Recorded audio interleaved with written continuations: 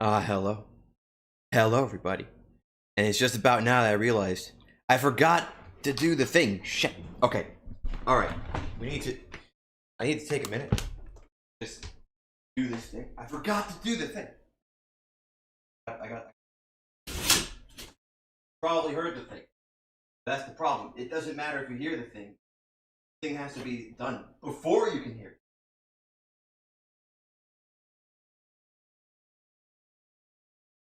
It's like a full body process. I need to use every part of the buffalo, and by the buffalo I mean me. Otherwise this doesn't work smoothly or anywhere near as fast. Okay, it's done. It's been corrected.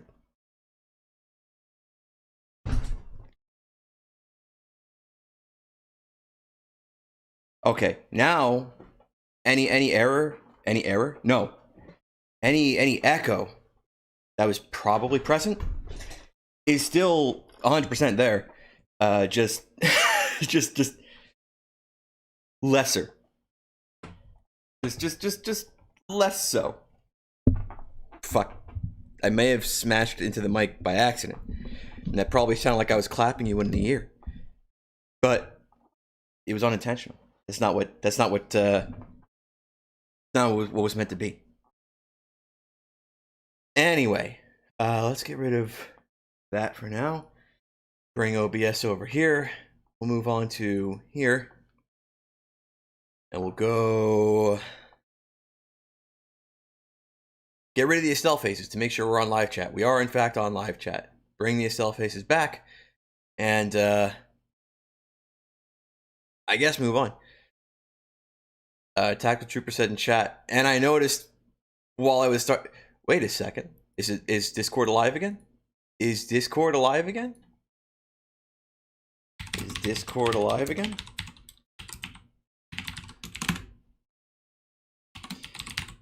Wait, I gotta be annoying.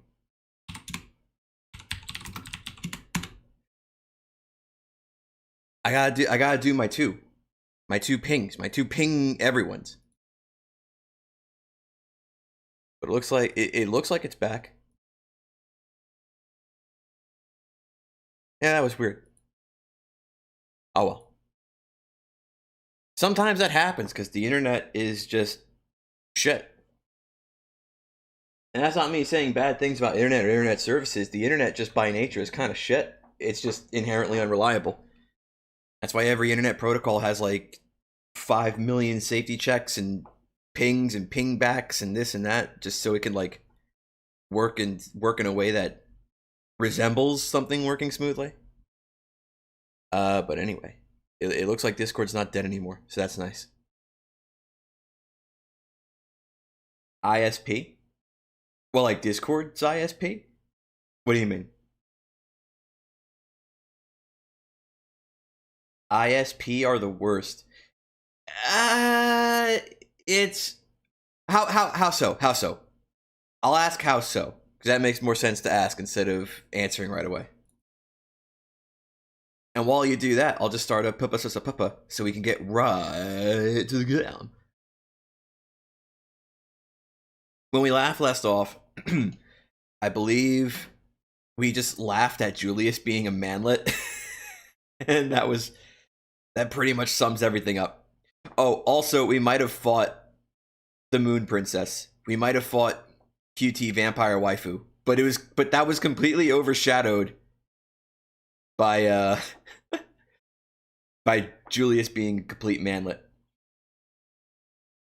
Because they tend to screw people over, at least the ones over here. Okay. Then in that sense, yeah, I'd probably agree.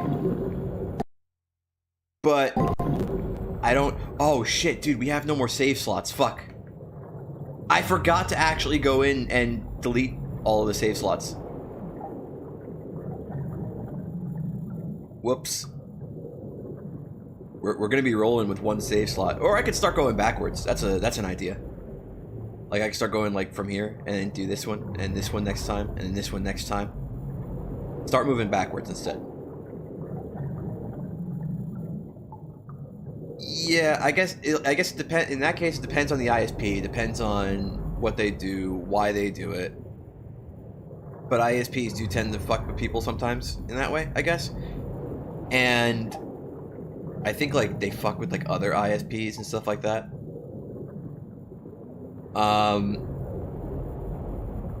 What was I gonna say? I was talking more about the internet by its very nature, not necessarily the people who provide the service. Like the very nature of the internet in general is that it's unreliable, because no matter what process you use to send messages or receive data, there's always like a very, very high chance that like shit just gets lost over the wire. And that happens constantly.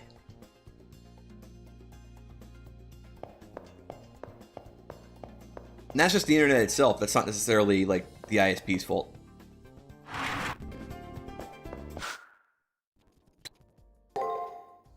見ての通り、こちらの体は万全だ。反撃を始めよう。 I think we, yeah. But I agree with you. Some ISPs tend to fuck people over. Either be they like competitors, or be they like just fucking customers.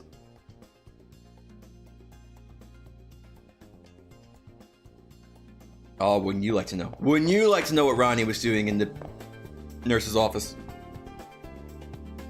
I almost said principal's office for some reason, and this game would have taken a dark turn.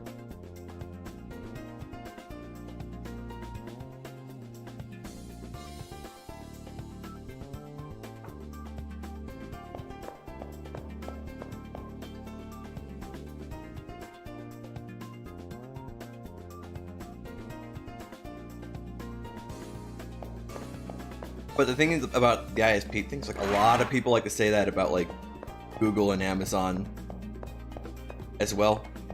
I mean, for good reason. And the counter argument to that, or not really a counter argument, but more like the point to drive home how hopeless it all is like, well, what are you supposed to do?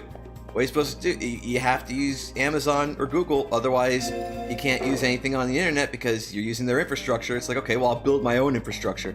Okay, well, now your ISP doesn't like it. Okay, so I'll use another ISP. Oh, it turns out they don't like it either. Okay, well, fine. I'm going to make my own internet infrastructure. I'm going to make my own ISP. Okay, well, now your payment processors don't like it.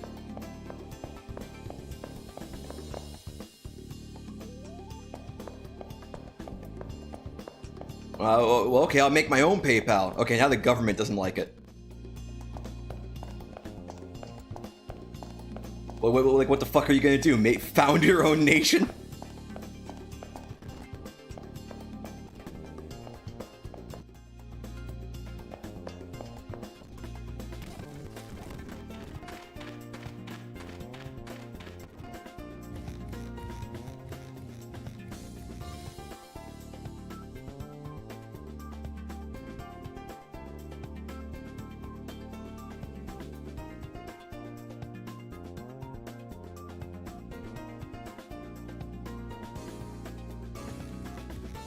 Fine, all you gotta do is get Gawain when the sun is down. It's easy, don't worry about it. You'll survive.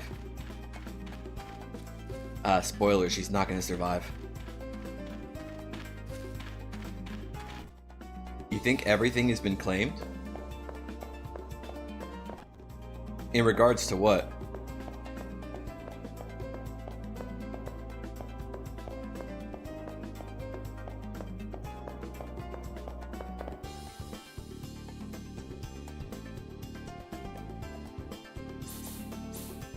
You got anything new? No.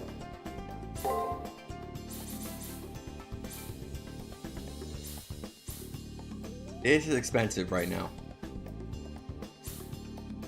We're not gonna buy it. Also, I don't think Archer's HP is high enough at the moment where we're gonna really need that a lot.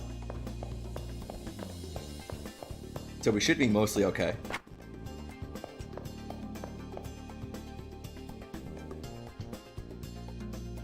Goodbye, Sahra.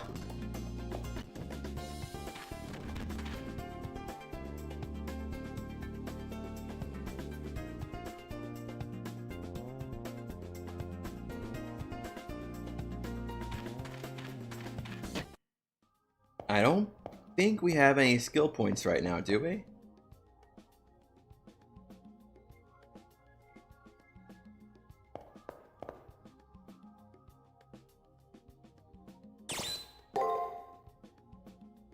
We have 3. Not gonna spend them yet.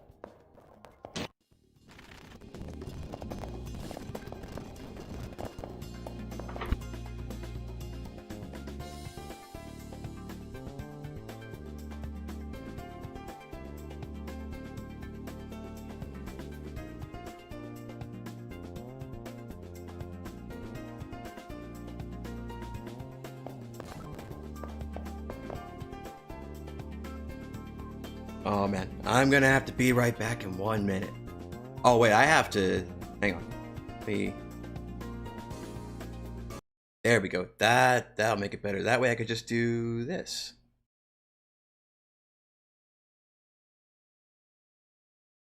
There we go. I'll be back in a little while.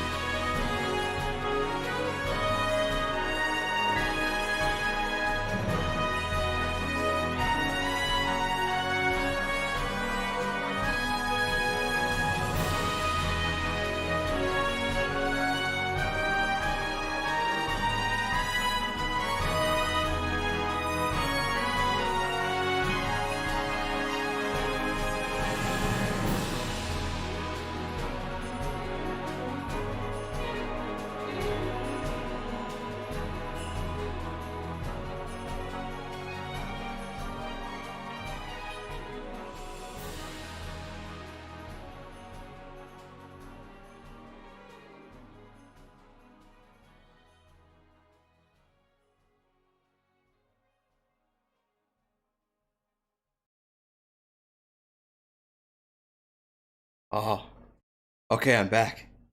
And depending on your perspective, that may be a good or a bad thing. Probably a bad thing, but it's too bad. Cause I'm back and I'm here to stay. Let's go back to Delio. No, don't meme. Better. We're meme free.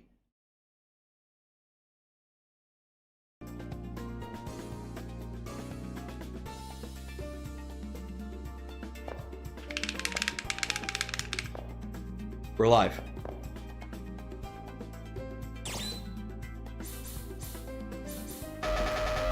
There's nowhere else we can go.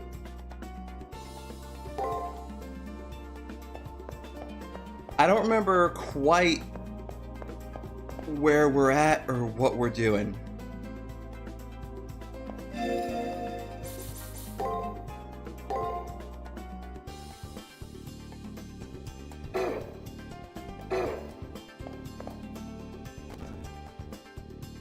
Failed to escape moon rat. Listen, man, how many times do I have to go over this, okay? They have laser eyes. How do you escape that? You don't. Simple as.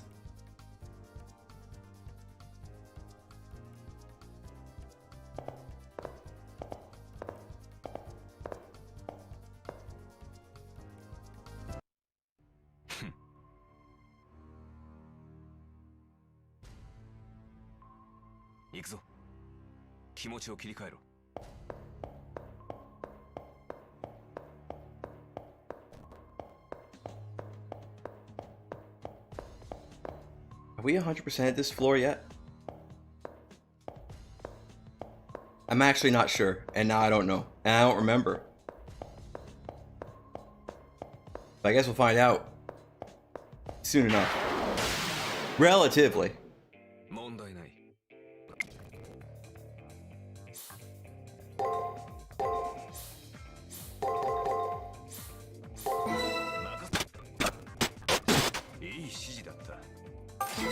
$300? These guys are actually worth beating up.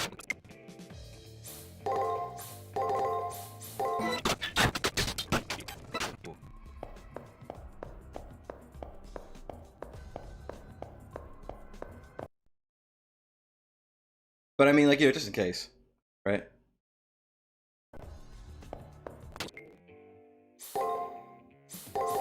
I don't remember how to fight these guys. We're very, very dead. But now we're very, very alive.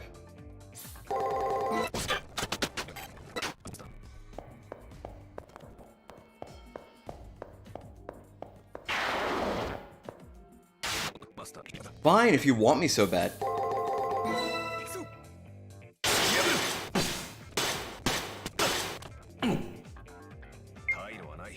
Okay, like, if you want me so bad, it's fine, but I don't want you to want me so bad. So, like, don't want me so bad. Mr. Weird Winged Enemy. Leave me alone. Almost there.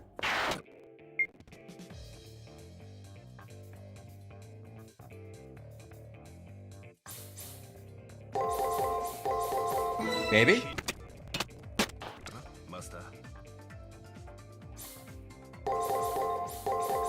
Maybe? That wasn't it.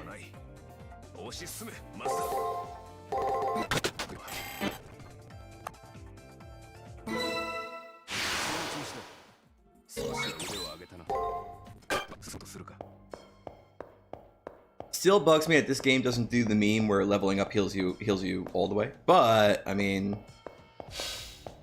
it's a secret sauce.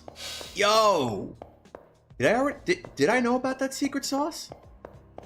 I don't remember. I mean, we obviously didn't know about the secret sauce in this playthrough. Did we ever know about it, like, in general? Like, did we know about it last time? Because these arenas don't change for some reason, which is weird and dumb, but, like, fine. Is this guy okay? Is he okay? I don't think he's quite okay.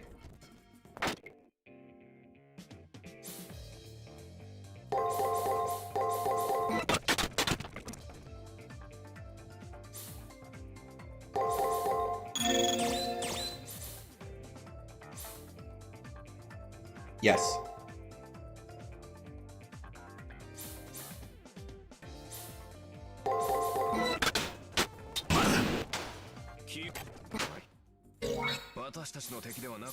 Eat this, Archer. Now eat another one. Good.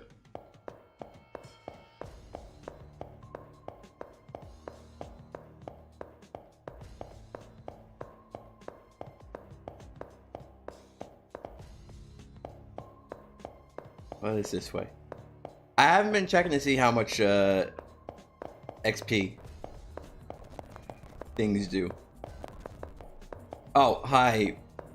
Bye.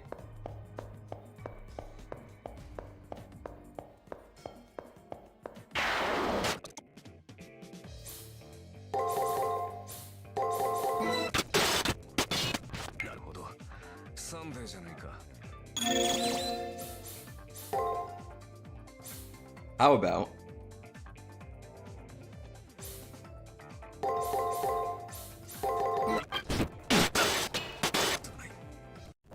fuck. Okay.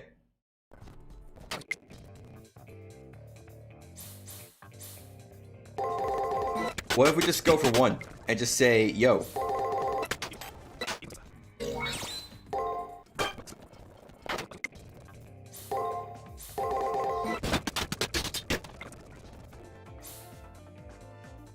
Okay, we know what to do here.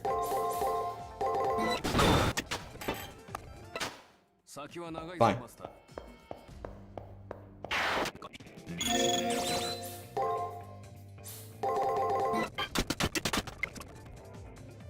Right. Sure.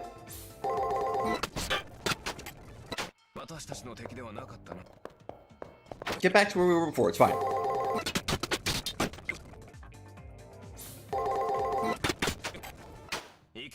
There.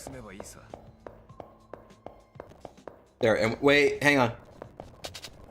There, and we have the secret sauce. So now we're pretty much exactly where we were 5 seconds ago.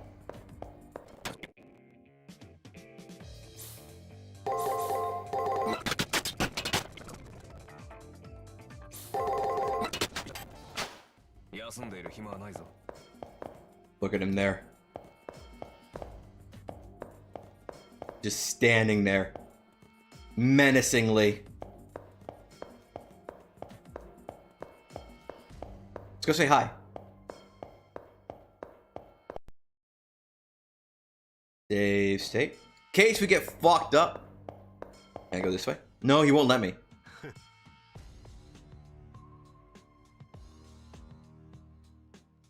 Because I'm still better than you.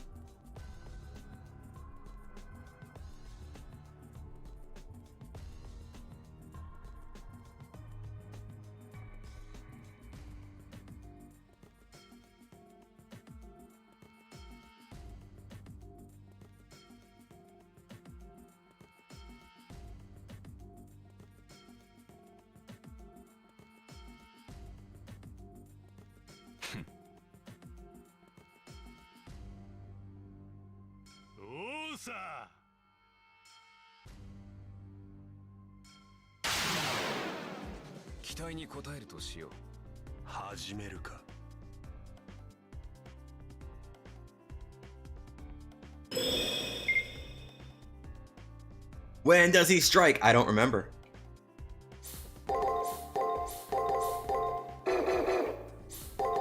We know he waits there, so let's just guard everywhere else. Actually, no. Now guard everywhere else.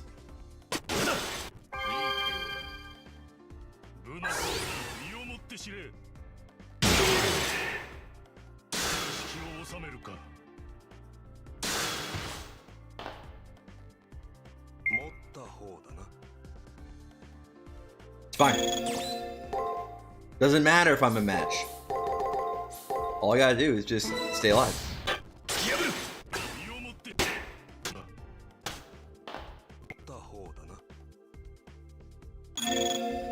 It's fine though.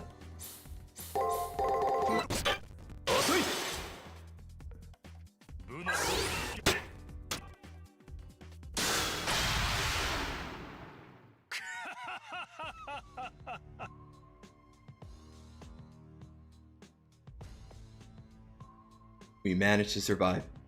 Julius' servant was true to his word and only struck back at intervals. But I could easily imagine that if those strikes had made a direct hit, it could be fatal.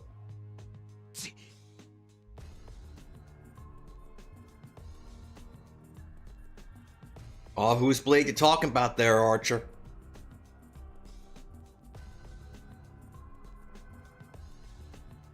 Archer evaded his opponent nicely, but the uncertainty of where the attacks would fall exhausted him. Not for the system's limitations, we would have been obliterated.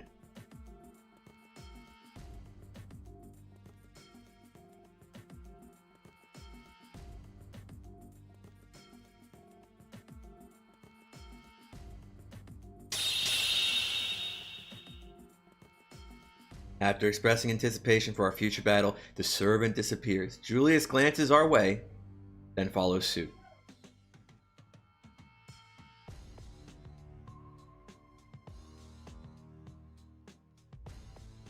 Yeah, Julius' servant possesses the really convenient ability to make himself invisible.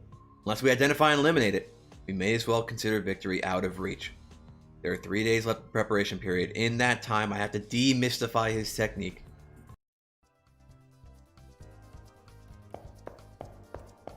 It's fun, happy music now, because Julius is gone.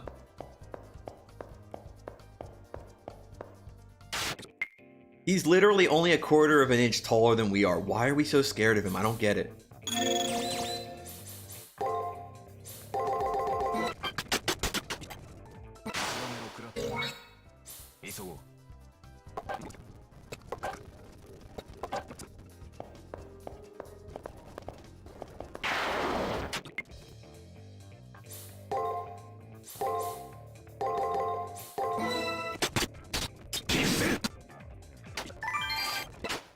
It might be worth to go one more level, especially if there's a Moon Man.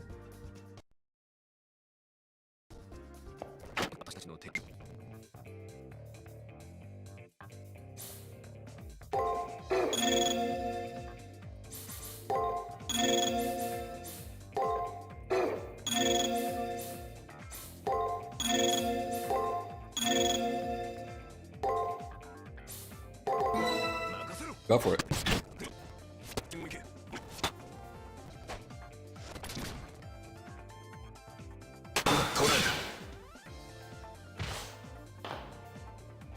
I might have been looking at the wrong HP bar. I might have thought that the Moon Man was on the ropes, but it turns out we only survived with 8 health. So you know that's good.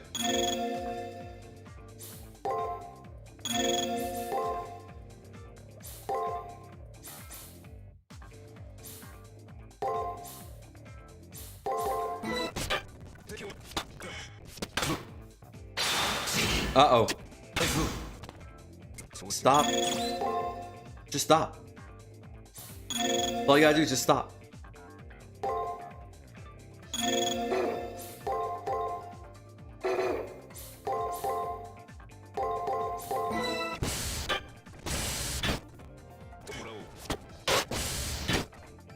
Please stop.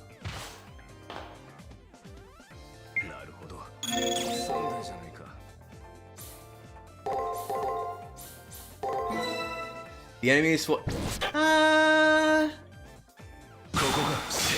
I wouldn't say he's swole. I'd say he's more lean.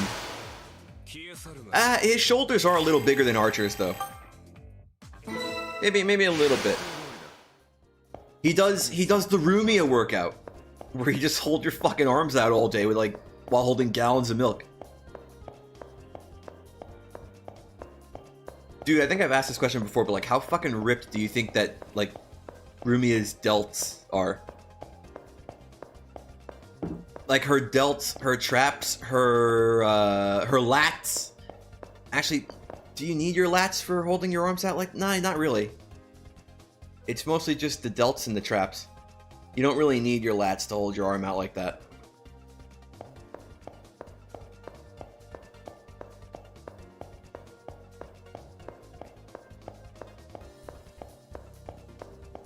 Dude, Rumi's shoulders are probably fucking shredded.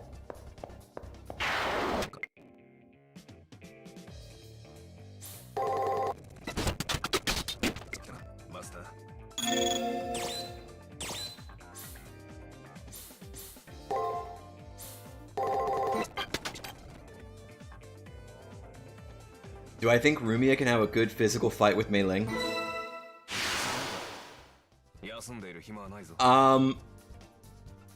Depends. Are they allowed to use their abilities?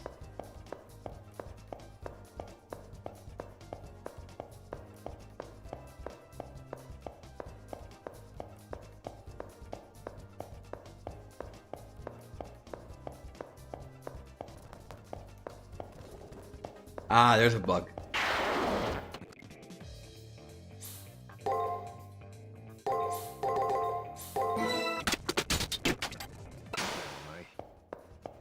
I didn't see how much XP that bug gave us. We're gonna have to beat up something else to see.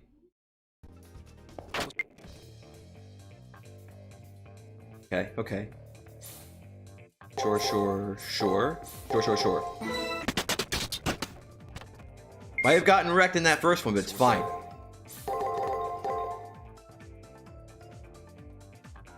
No bullets, no abilities. Then, are we talking from a gameplay perspective? Like, yo, imagine if Rumia was like in a fighter, not one of the shit fighters, but like a good fighter like Soku. Or are we talking about like, yo, let me write my fan fiction about Rumia fighting Mei Ling? Which one of those situations are we talking?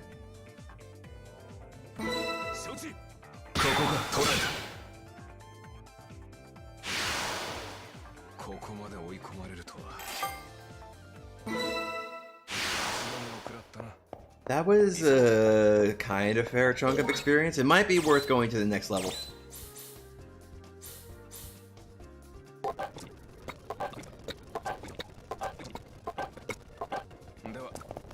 Ah.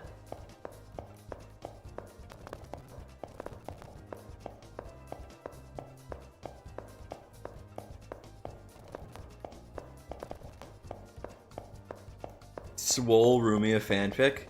Okay, well, how swole are we talking about? Like, are we talking about, like, just her shoulders are ripped and shredded?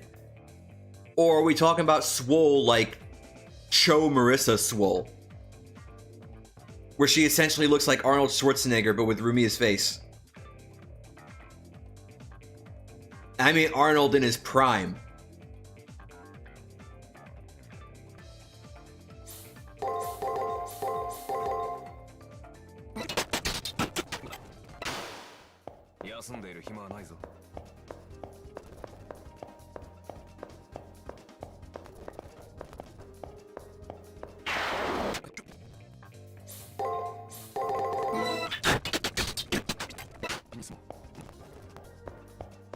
Big shoulders? I was thinking just shredded shoulders, but okay, if she has to have big shoulders. So we're talking about a fanfic where it's just like, yo, Rumia's shoulders are so fucking ripped, dude. She could at least throw some alright punch. It depends. It depends. Cause, like, I guess maybe it mostly depends on the style, but like a punch isn't like just the arms. A punch is like a full body motion.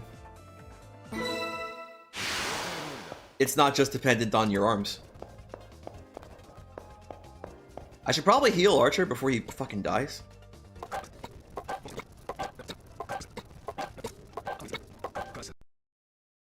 Save state before Archer fucking dies.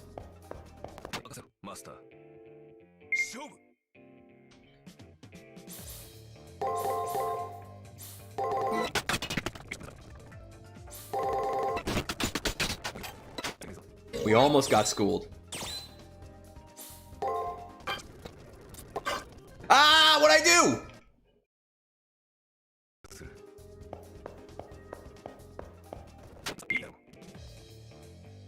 I made a terrible mistake.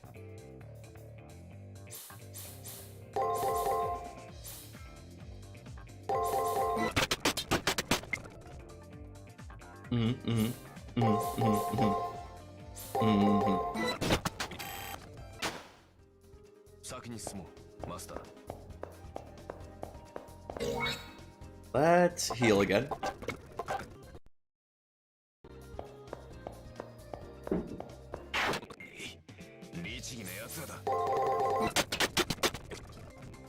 I know this thing guards a lot, so I could just do loads of breaks and we'll be fine. Just gonna break not. He broke non-stop and he still almost killed me. That's a problem. Fine. We're almost there. We're almost at the next level. It'll be okay. So, like, okay, so Rumi, I think, like, okay. If it's like, yo, my fanfic, Rumia versus Mei Ling, like, how good of a fighter is Rumia really?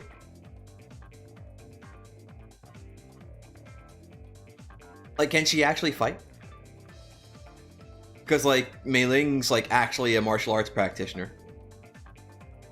She's actually, like, a high-level martial arts practitioner. So it's like, dude, would you want to fight Mei Ling? Even forget the whole fucking yokai thing. Would you want to fight Mei Ling?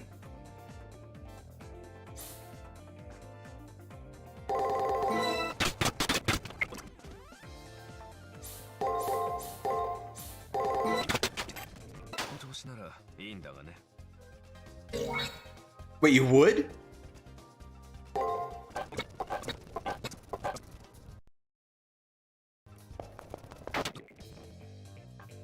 I don't think I would.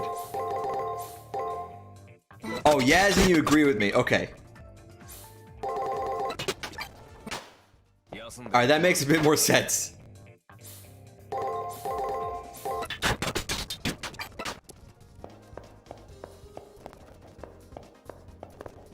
And even if they could use their abilities, okay. Rumi might have an advantage if she can create enough darkness to, like, blind Mei Ling and keep her from finding her. But, like, Rumi is usually kind of dumb with how she uses her ability. Also, Mei Ling can manipulate Chi. So she could probably find Rumia even in the darkness. If we're gonna go by, like, super kung fu logic.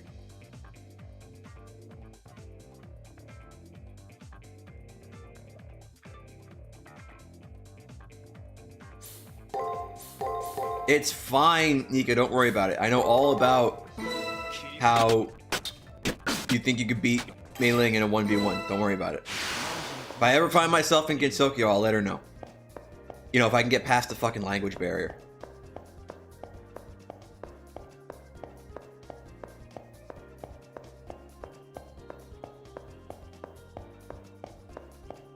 Yo, like, imagine, like, a Toho person. I'm pretty sure these exist. Imagine a Toho person who's like, yo, I want to go to Gensokyo. I don't like being in shitty reality. I want to be in Gensokyo. It's better there. It's like, well, okay, well, like, do you even fucking speak Japanese? They're like, no, but it's better there. It's like, how would you be able to talk to anybody? It's like, well, it's fine. Yukari will just flip the barrier of language for me. It's like, who the fuck said she would do that?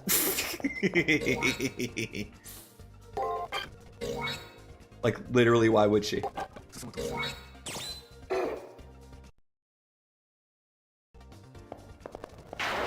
Oh, I thought that was Moon Man, and I was about to go like, yo! But it's not Moon Man. So I can't go, yo!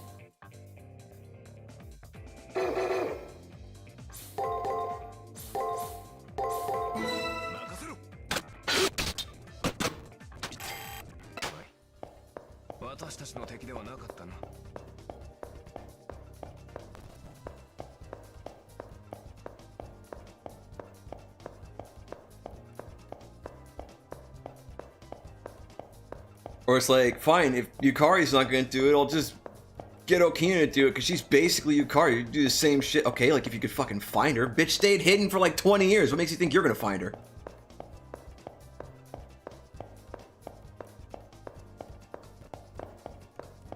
I misinterpreted which direction I had to walk in. I just kind of like did a little weird loop there. I need to just get to the next level. It's fine. Sure. Yes? Yes, yes, yes. Oh, so close, dude. We're almost there.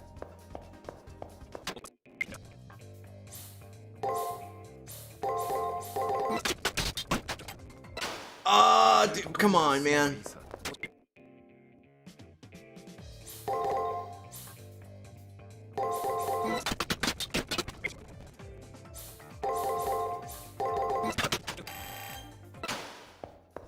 Dude, almost there.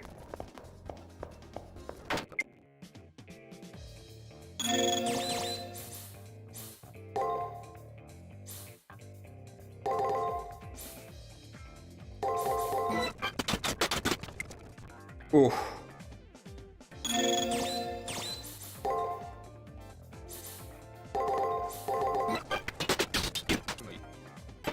There we go.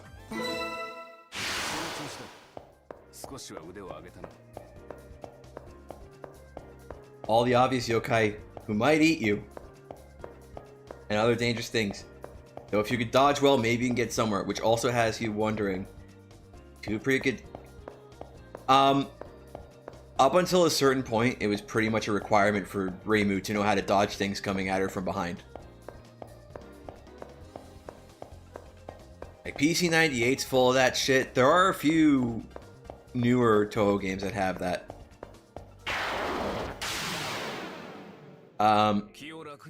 The most recent example I can think of is Oku and her final spell card. Or a lot of her spell cards actually have you dodging things come from behind.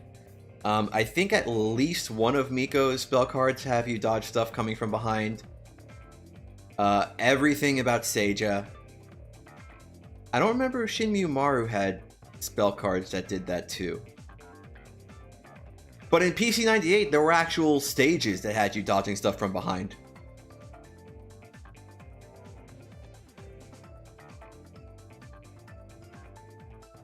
I feel like in some ways that'd probably be easier.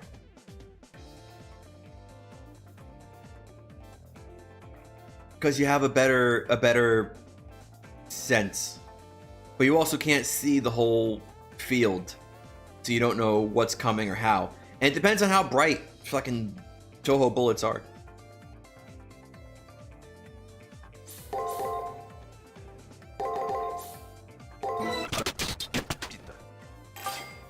Like, if they're hard to look at, then it doesn't matter how easy they are to dodge. You're fucking blinded.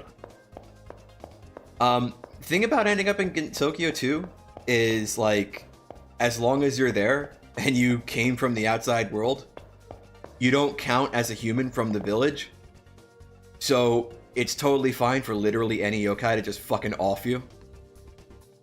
Literally any of them. They could do it if they want. They're allowed. You like, that's it. You're on the menu for that day. Unless you find Reimu and say like, yo, I want to go home.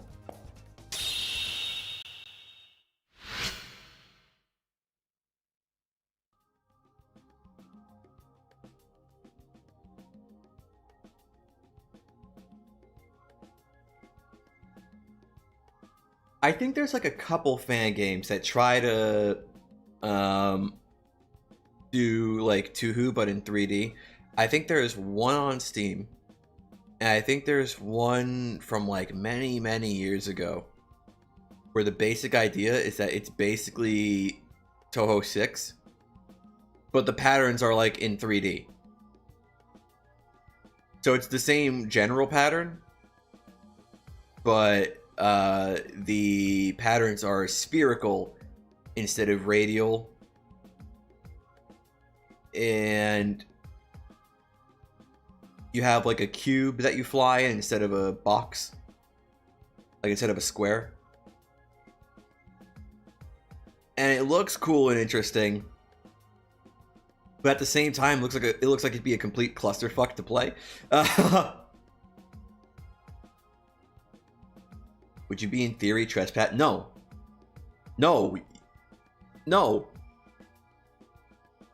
If some kidnapper fucking pulls you off the street and puts you in his van and then ties you up in his basement, and then you manage to untie yourself, are you then trespassing in his house? That's basically the situation you'd be in if you were spirited away to Gensokyo.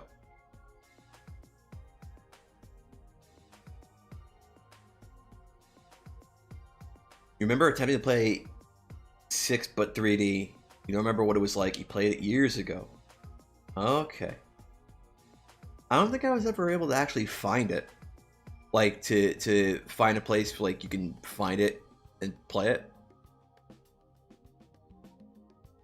Granted, I don't think I ever really looked that hard. But, still.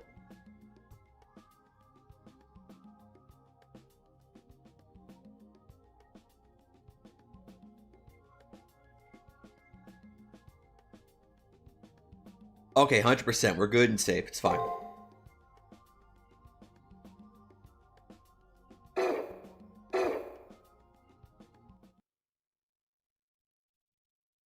No.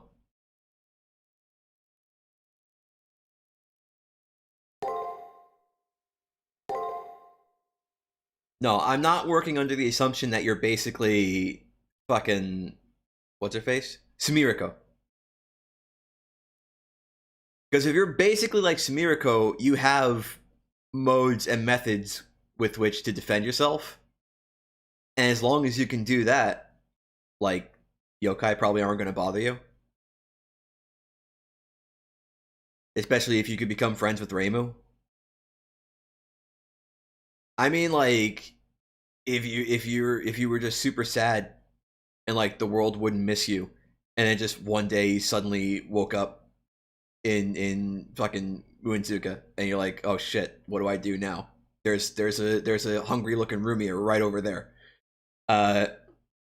You don't know what the spell card rules are or how they work. What do?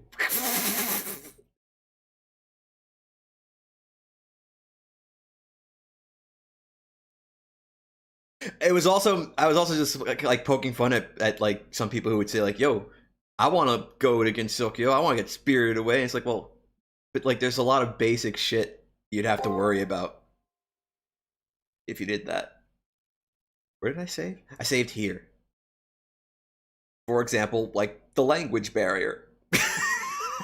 like the fact that like if you don't speak Japanese and everybody speaks Japanese and only like 5 people probably maybe speak Chinese, if you don't speak either of those languages, that's it, you're done. how do you yo, if okay, if you're an English speaker and you don't speak any Japanese and you end up getting spirited away to Gensokyo and you somehow manage to find Reimu, how the fuck do you tell her that you want to go home? How do you tell her you want to leave?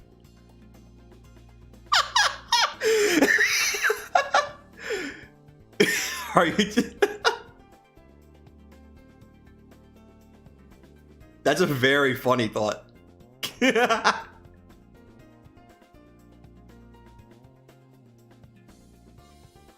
think it drawings?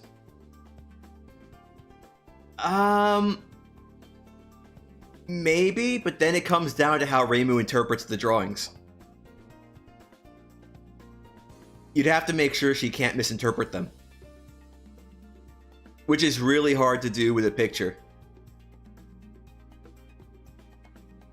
It's easier to misinterpret a picture than it is to misinterpret spoken or written word. I would imagine anyway.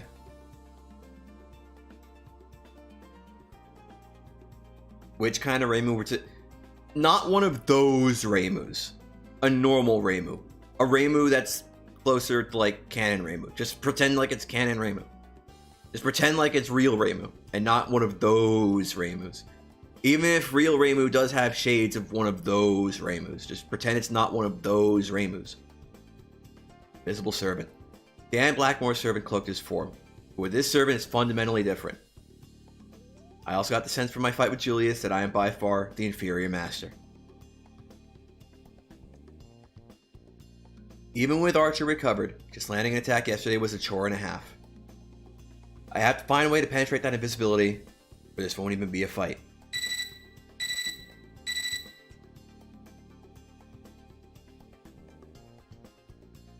How else would you communicate that you are from the outside? That's the joke. You wouldn't be able to. That's why it's funny.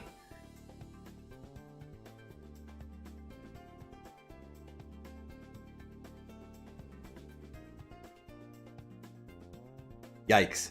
The terminal buzzes with the cipher key generation notice. Can I crack that invisibility before time runs out?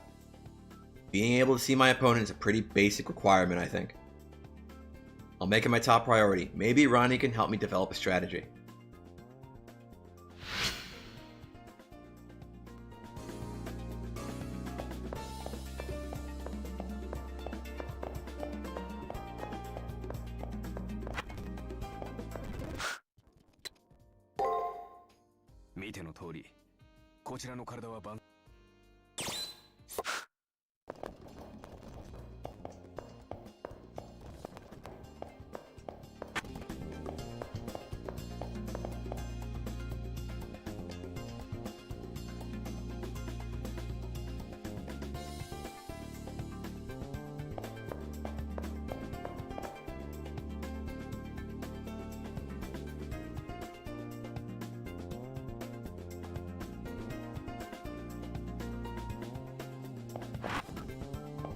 Wait, what did she say?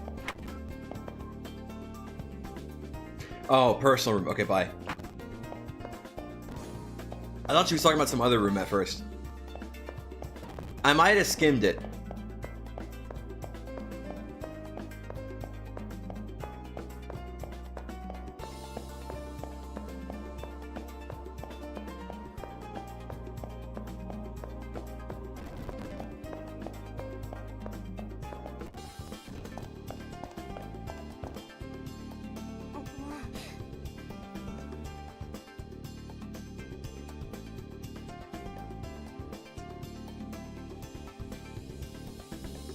Dude, it's like we're getting all to sun and none of the dur anymore.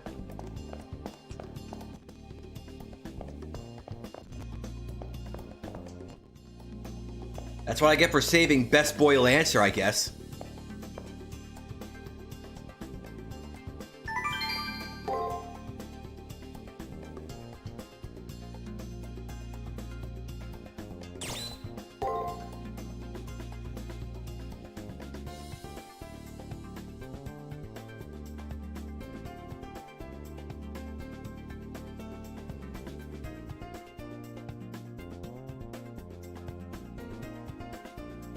That's just sad.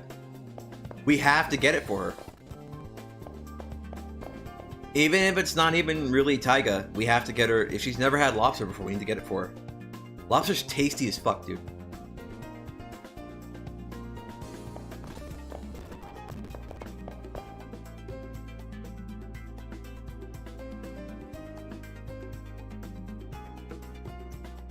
Well, that's the challenge. That's what I'm saying.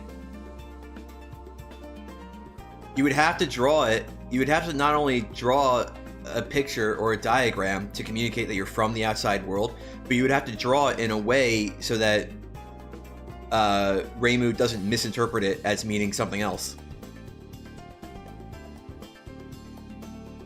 You would have to not only draw a diagram to explain that you're from the outside world, but you would have to draw it in such a way that she can't possibly misinterpret it.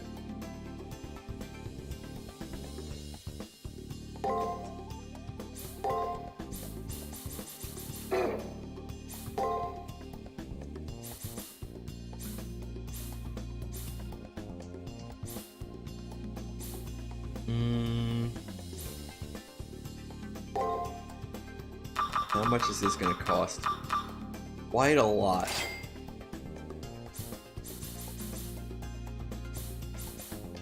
But we're starting to need them.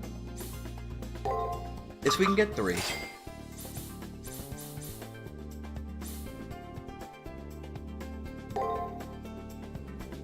I mean, we could get 10. But then that's all the money we got.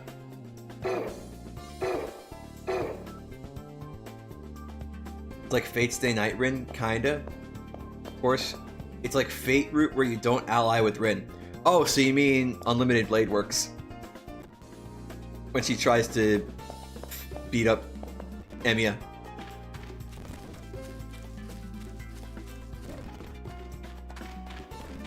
Like, the best I can come up with is like a dome. And then you draw an arrow piercing the dome. But like, how do you draw that in a way for Reimu to not misinterpret that? how do you draw that in a way that it tells her you're from the outside world and that you want to go back?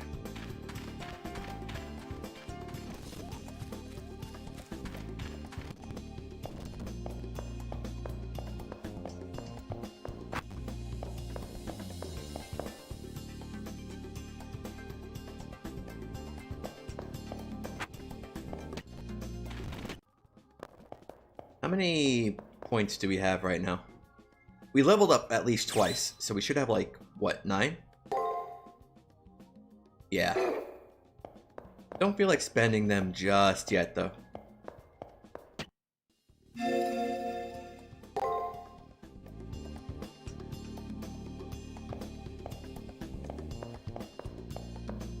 How are we supposed to communicate where we specifically come from, not just them dropping off?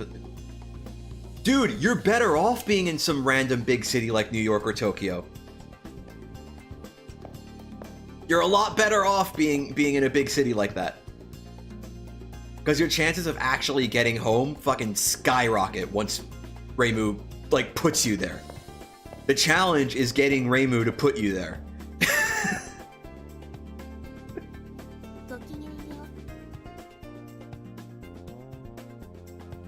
You forgot what those games are where you draw and people guess it? But it's like that, but your life is on the line. Yeah, pretty much. It's like that, but your life is on the line. You probably don't get that many redos. All alone. Yes, because, like, there's still other human beings you can talk to, and police officers. And if you happen to be in another country, embassies. Like, if you're in some other country, all you have to do is say, okay, I'm not a citizen of your country, and they'll fucking deport your ass. It's that easy.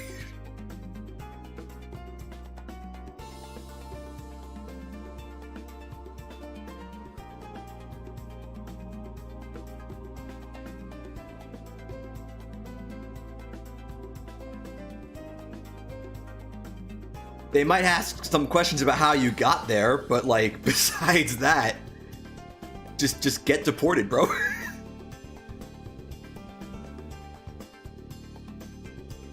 I guess my servant is getting enough magic for now, so no problems there. However, my real concern is that Archer's blades fail to even touch Julius' servant.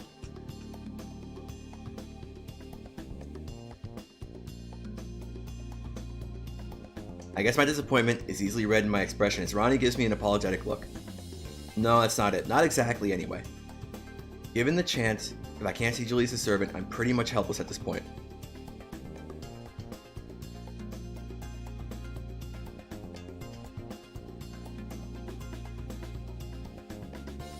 I can't say for sure, but he stays completely hidden and only attacks from the shadows. At the very least, not being able to see him will make it impossible for my servant to attack him.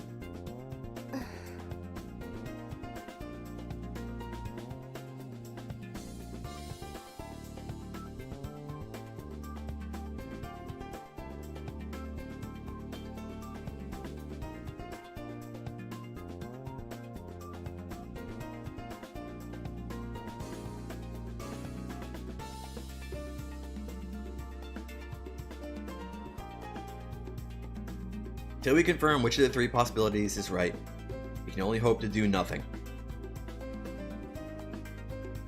So for now, we should concentrate on finding out how he manages to conceal his presence. Ellipsis question mark? Ronnie suddenly emerges from her meditation with a serious look on her face. Her look couldn't be caused by thoughts of Julius. I can see pity and puzzlement in her eyes. She thinking about me?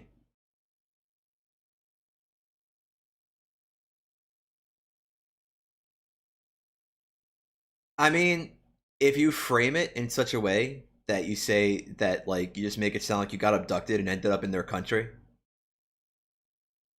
then, because that's basically what would have ended up happening. They'd probably be more sympathetic and actually deport you and be like, okay, fine, just, like, just tell us where you're from.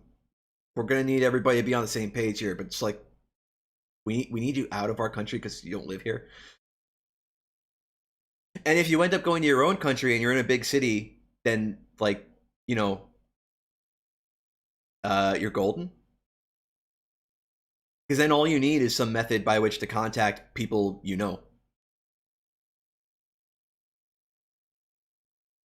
So like even if you're like, yo, I'm in yo, I'm in New York City now, but like I live in Chicago, it's like, well, call your family in Chicago. Well, find a way to call your family in Chicago, but like call your family in Chicago. It's significantly easier if you end up in the same country as the one you actually live in. It's a lot easier than if you're still stuck in Gensokyo trying to tell Reimu for like a week, yo, please just send me back home. If you somehow get into Gensokyo, you think Nitori is some other smart. Oh, dude, I fucking hate that YouTube does that. Yeah, I know what you mean, but YouTube's retarded. Can somehow help you. Or you think they'll devour your, your butt balls first. Then again, this leads back to drawing to communicate. Yeah. I think they can make a weird machine to translate things. They'd have to know your language and how it works. They'd have to know your language and how it works to actually make a device that can translate it, right? I mean, that's how regular translation works. You actually have to kind of know both languages. Did something happen? As I start to ask her what just happened, she takes a deep breath and looks straight at me.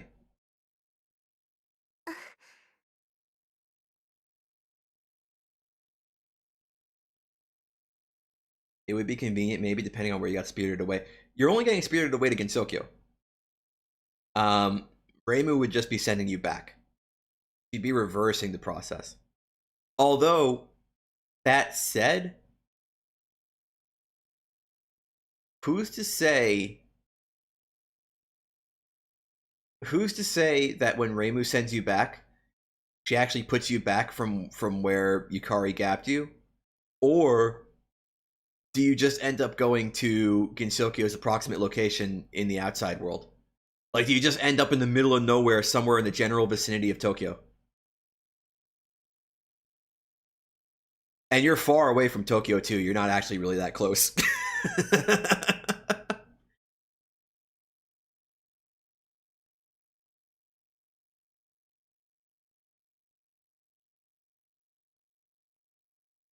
Like, if you got sent back from the exact spot where you got spirited away, then then there wouldn't even be a problem when it comes to getting back home after you leave. Unless you were like on vacation abroad or something, it wouldn't even be a problem at that point.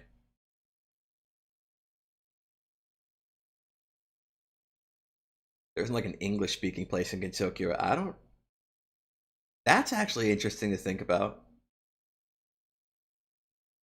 Do Tuhus use English words? Did English loanwords pass into fantasy? Yo, that's actually a good question.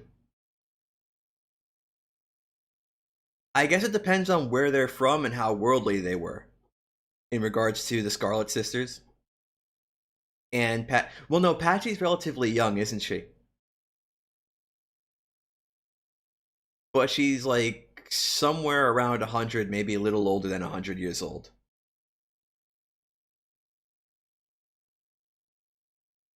And it depends on how long she's been with Remy.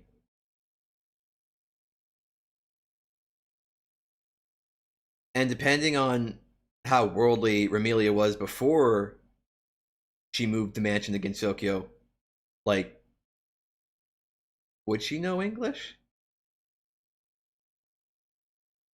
And what about the Prison River sisters? Because they have a similar thing where they're Westerners too, technically. Yo, yo! Did Remelia and Flan have to learn Japanese before Remelia could bring the mansion to Gensokyo? Do you think that was like a rule? Like Yukari said, like, okay, just learn this language first, and then you can come.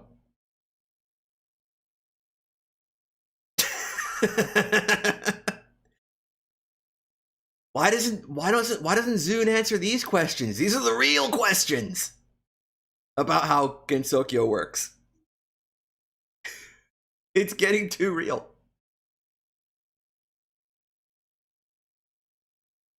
I think of Rin for Face Night where her place looks pretty Western. But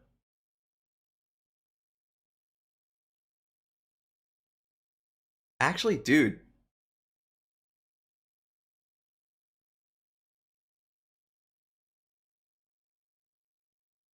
the clock tower's like in London,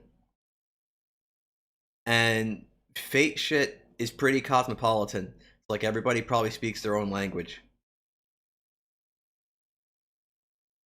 So that means that Rin probably speaks English because of the ending of Unlimited Blade Works. But where was I going with this? Oh, right.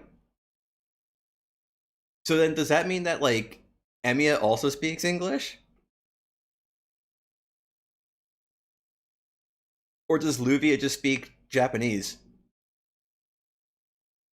Because any instance where she interacts with him, they'd probably have to be speaking the same language, right?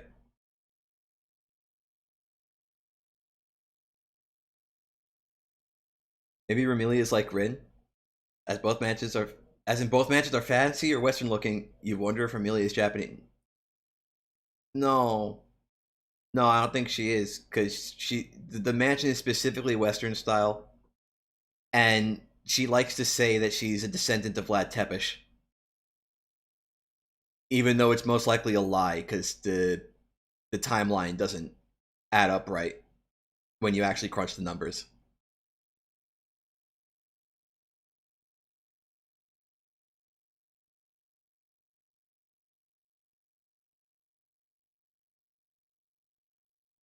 We're talking too much about Tuhu, and we're stalling on the game. I should be talking about this shit when we're in the dungeon, not when we're doing the story stuff. Ellipsis. For once, I understood what her words meant the instant she spoke them.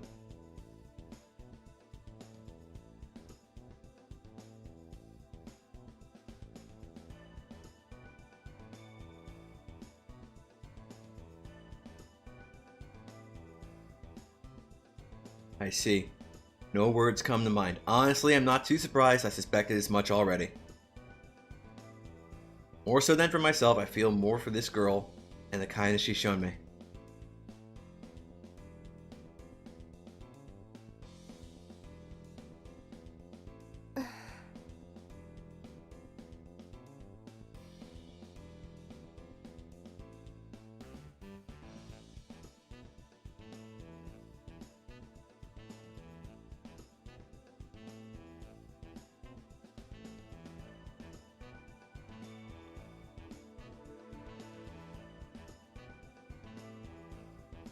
While I nod in sullen understanding, I steel myself to ask the obvious question.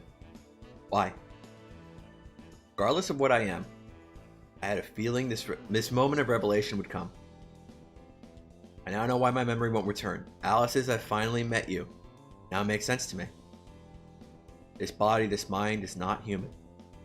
I am just a remnant of a real life packet of data.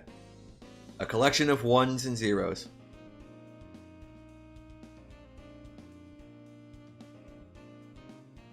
She might have done just a little bit.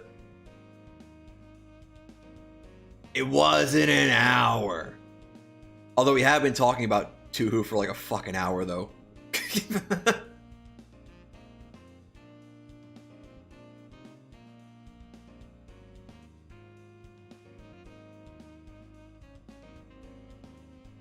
It all started because you started talking about Moon Man's shoulders.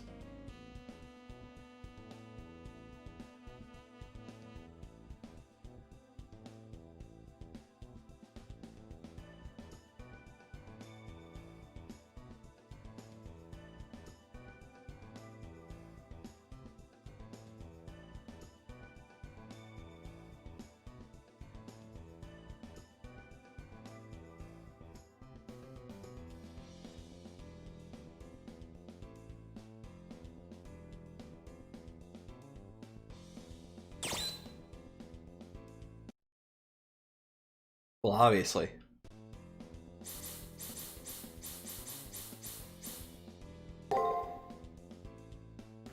There's no way I can answer, because it is immediately after the collapse of my foundation up until now.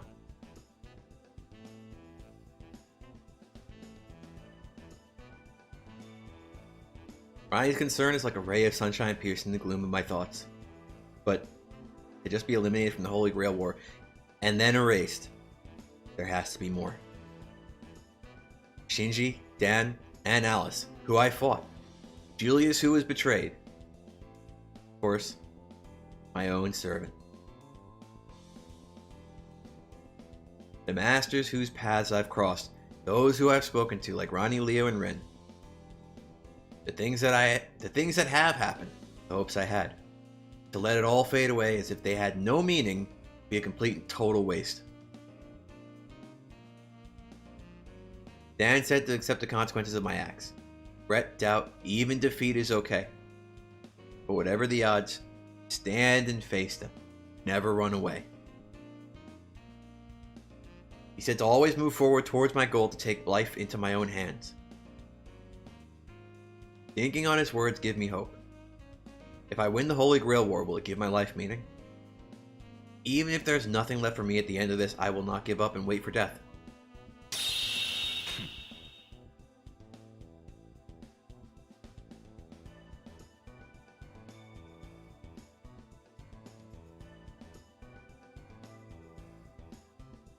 Archer makes his presence known with a slightly mocking remark, somewhat tinged with concern.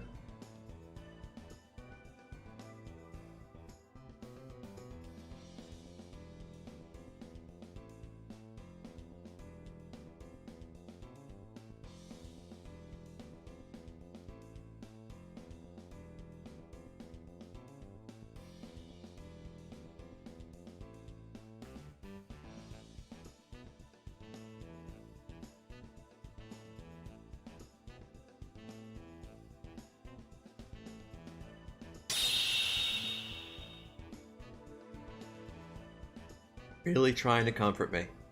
At least, I think she is. Isn't she?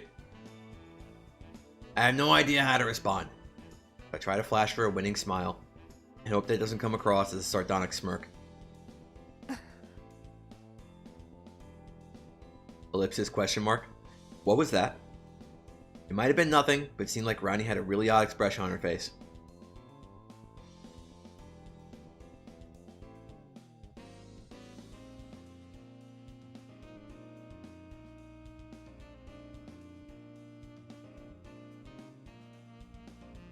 That second part happens in both routes, Nika.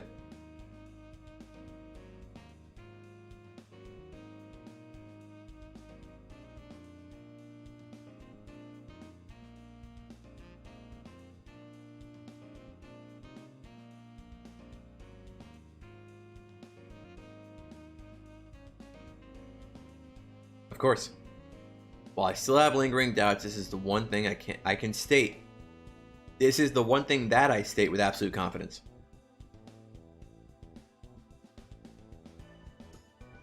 Yeah, in the other route, the same thing happens, and you can walk in on Rin mana transferring with him.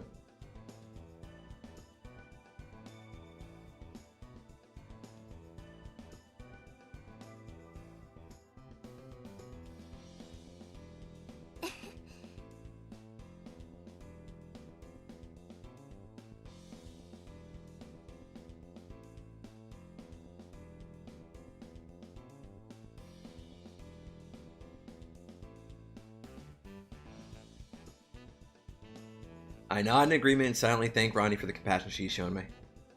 I'm sure she wanted to say that running was okay, that there's no reason to continue fighting, but giving up would be wrong. Now I must win the Holy Grail War in order to shape the future.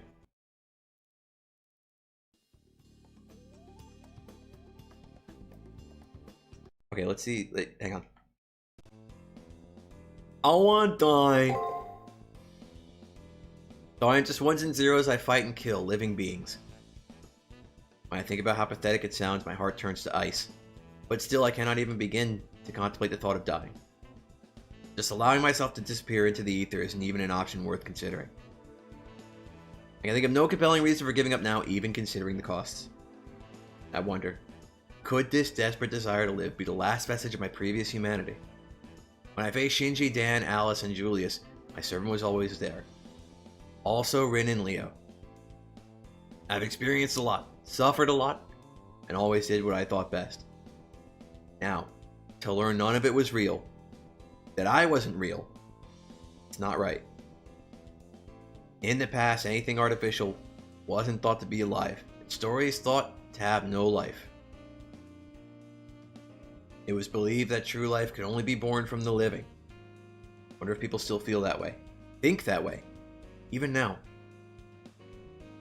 No, I refuse to accept that way of thinking. I mean, if I were to think like that, then what would become of her? Ronnie, the doll without emotion. Though not human, to deny her existence would be travesty.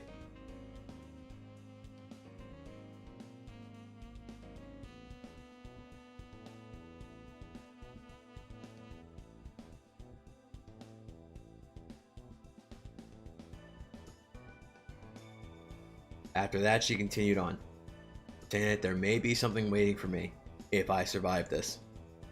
If the Holy Grail does what if the Holy Grail said what it's said to do, it might be able to give hope to even a virtual life. I get it now. For someone like me who has nothing, is nothing, it shines like a beacon in the dark.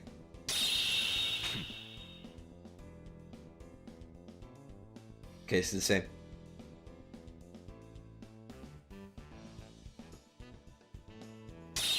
It's the same as the rooftop conversation that was the same, except instead of the rooftop and Tosaka, it's third floor with Ronnie.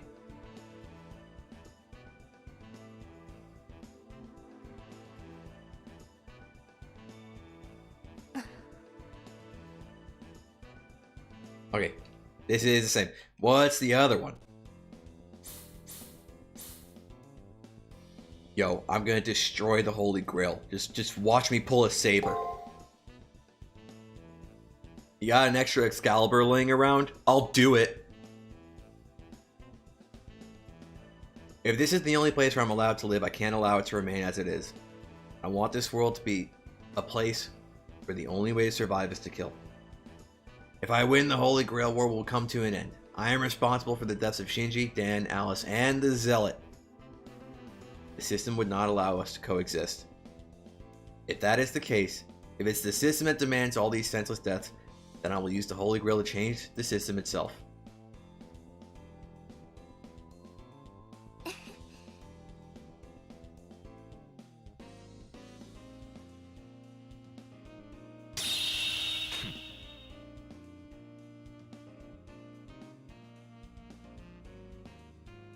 I wonder if some of these choices like change the endings.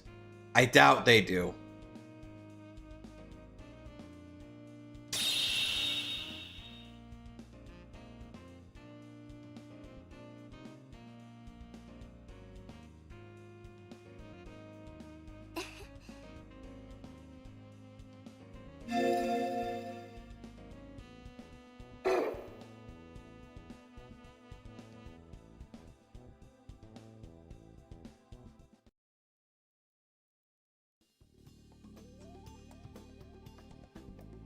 Take things up.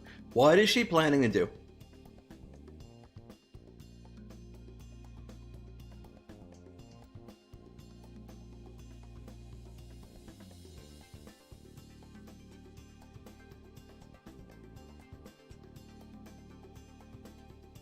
Got it. And of course I agree with what you suggested.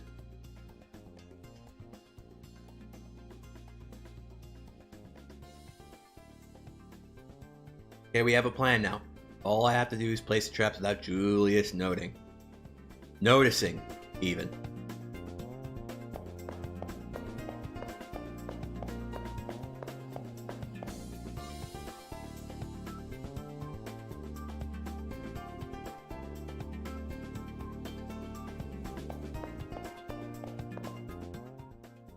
I went down the stairs to go down the stairs, and then I heard a voice.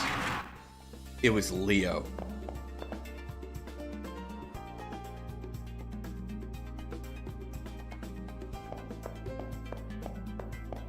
Yeah, you think if you weren't watching and you were just listening, you think you would have fallen for that? With how fucking often it happens in this game?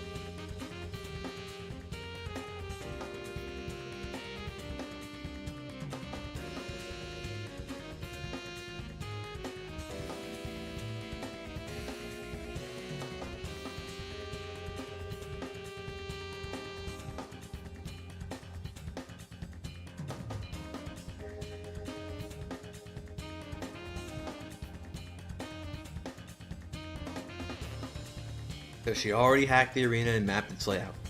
Her attention to detail is truly astonishing. I should take my time and be careful so that her assistance, all of her assistance, even, doesn't go to waste. Alright, here we go! Any secret walls? No secret sauce? Okay, fine.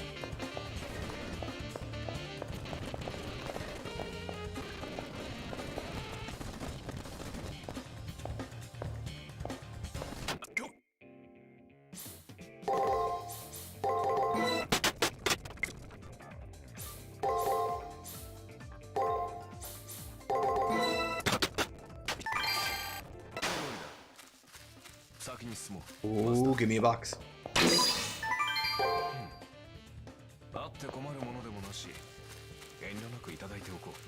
No secret sauce. Okay, fine. Think I even want secret sauce? What, you think I like good things or something?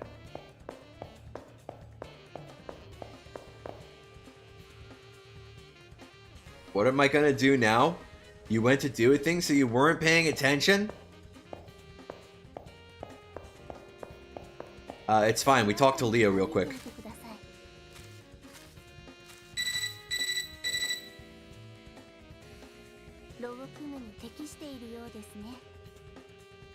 Now we're setting traps, just like we had to do when we were, allied with Kosaka.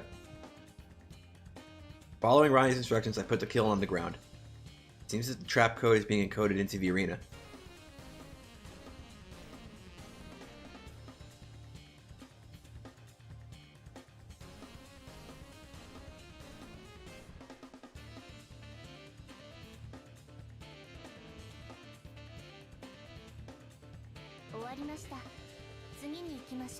I said this last time we did this, but like I'm gonna say it again. How the fuck are they meant to not see that?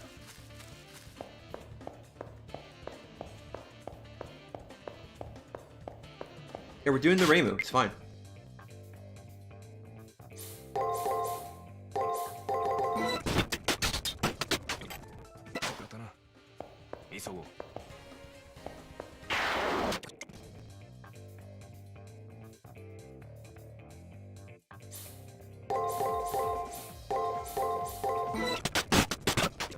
Oh, that was the wrong enemy. Whoops.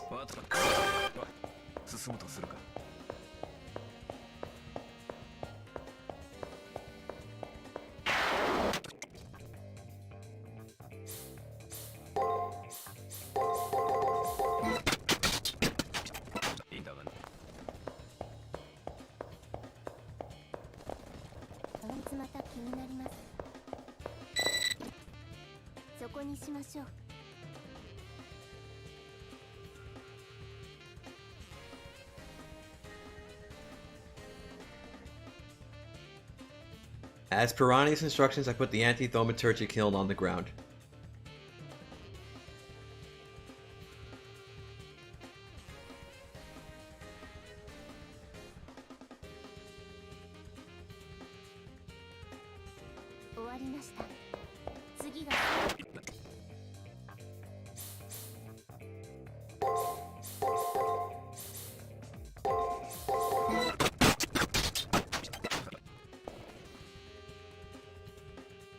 Okay, fine.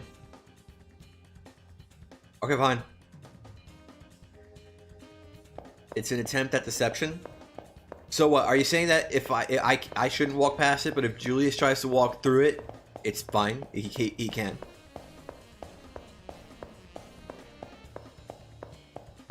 They're extremely easy to see. Look, Julius is fucking short. He's supposed to see things close to the ground. Do you think it's his pride? You think he acts like he can't see them because he acts like he's trying to pretend like he's tall? But he's not.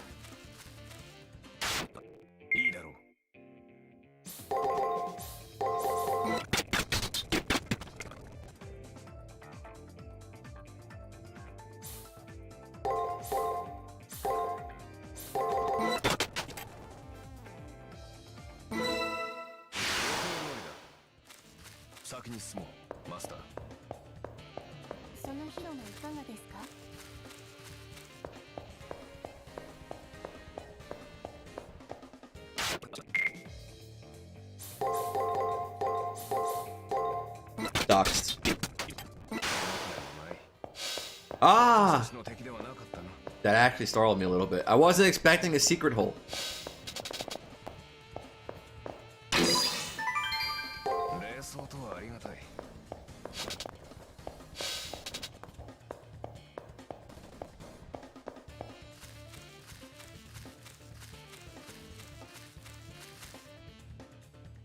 Dude, I guarantee you, if we were playing as the male protagonist, it would have been fucking hilarious, that part. I would have died. Live on stream. Of laughter. It would have fucking killed me on the spot.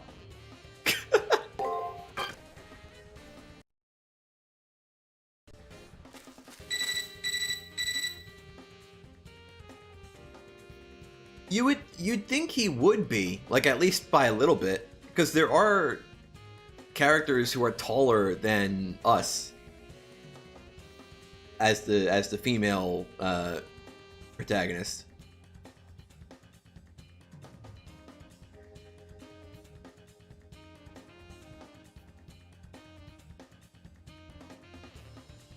As per Ani's orders, I touch the kiln onto the ground and it begins transferring data into the field.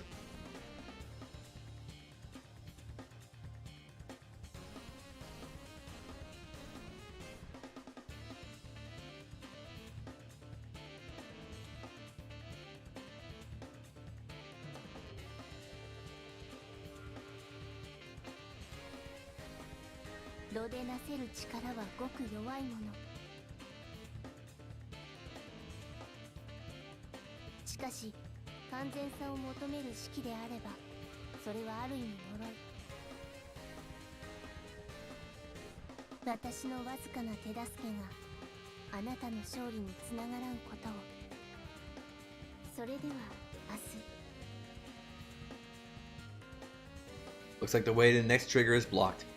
I should just head back now. Or maybe I should stick around and get some more training in. What? Training? It's all the same enemies. We're all still just as weak.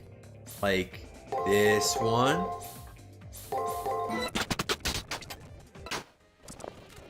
Actually, how much, excuse me?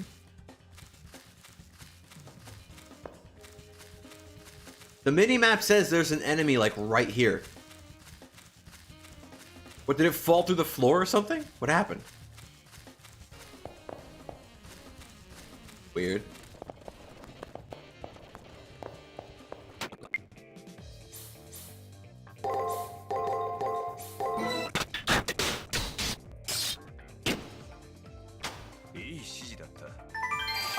$200.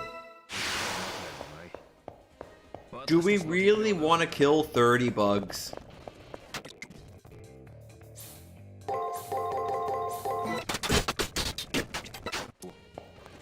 It's 30 bugs, though.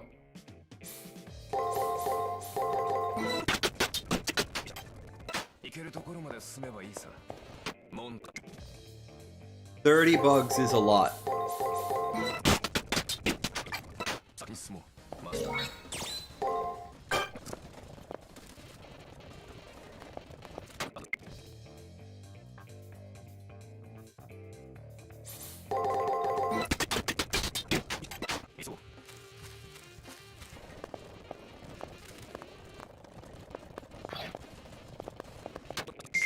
Like 30 bugs is so many. If you have that many, you should probably just call an exterminator.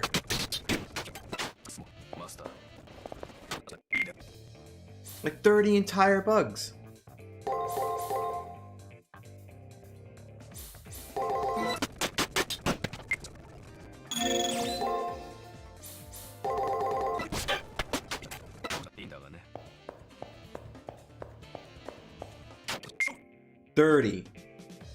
Bugs.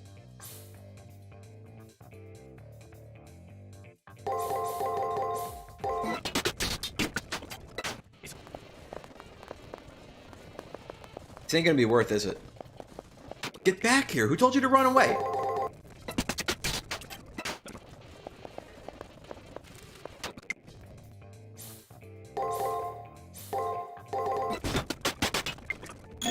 Well, shit.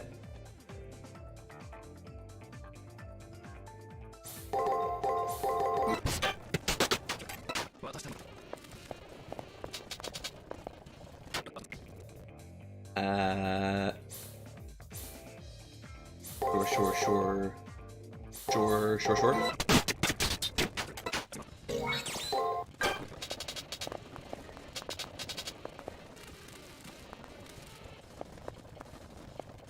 Hey.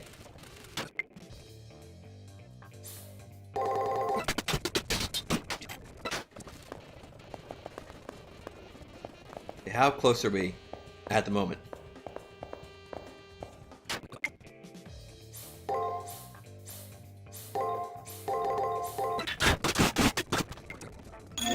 Why did Archer almost die?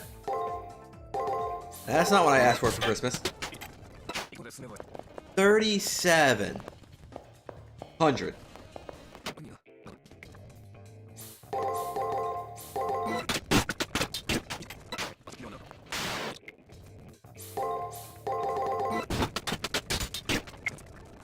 Oh.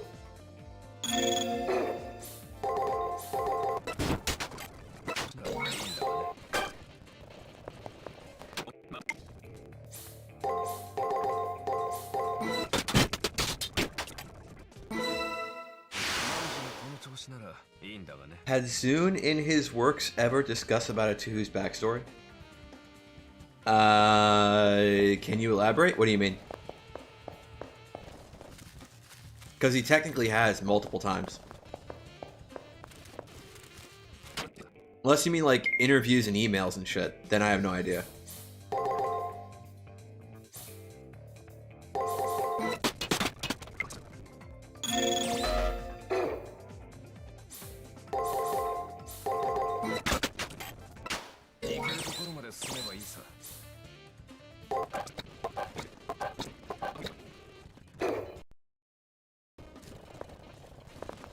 Oh, wrong way.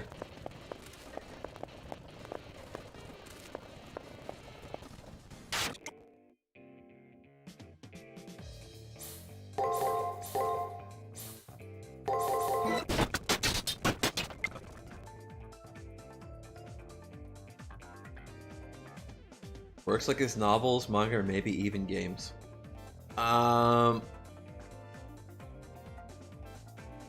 Well, if you count the character profile of the game, the character profile parts of the games, then yeah, he's done so multiple times.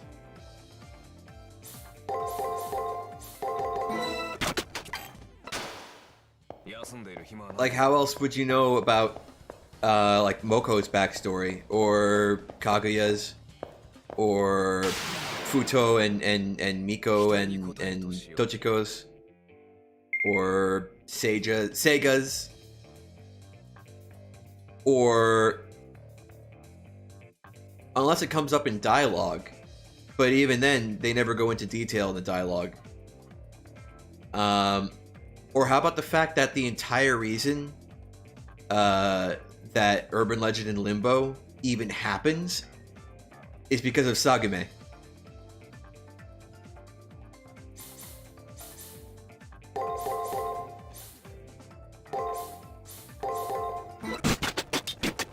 Oh, that was the wrong enemy again. Whoops.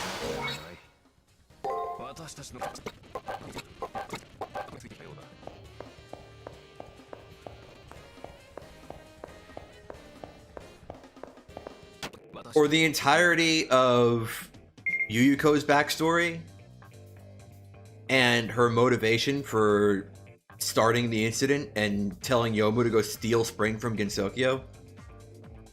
That's all told in her character profile.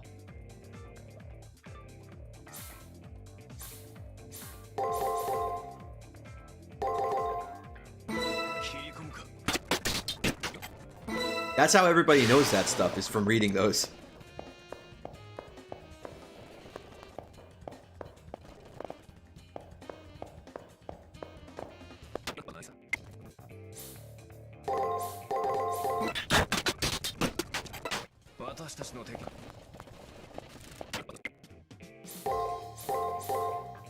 I hope those are all breaks. They were. Well, actually, they weren't.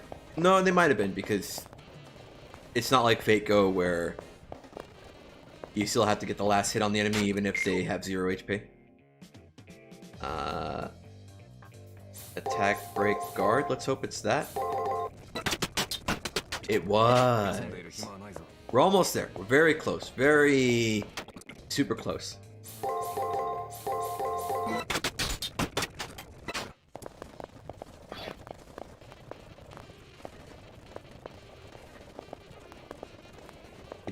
There we go.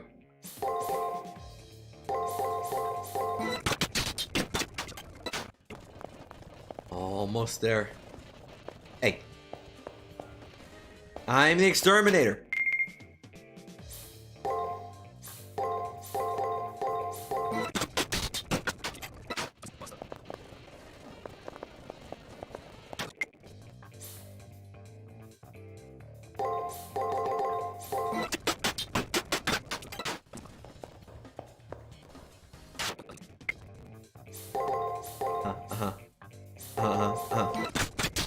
It should be done now, yeah?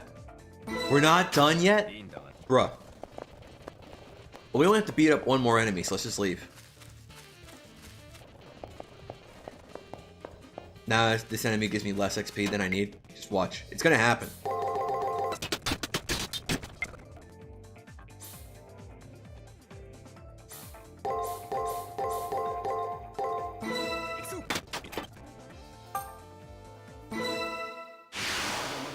Alright, so we're currently level 1. What level do we need to be? Like, what's the level rec? Let's see.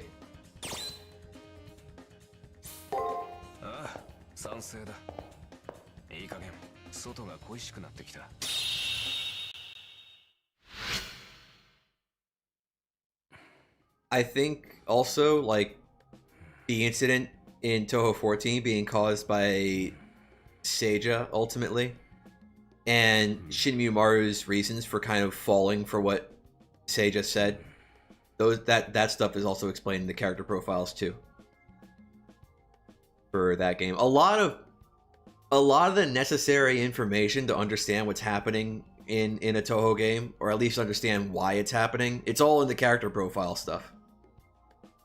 You're not going to get that from the dialogue.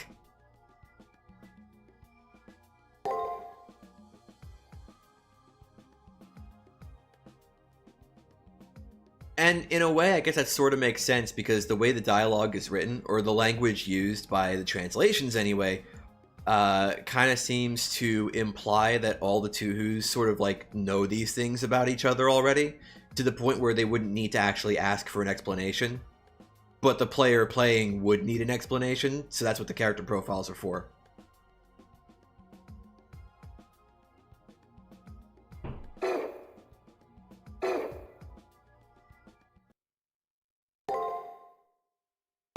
Let's drop. Yeah, it's already fucking up.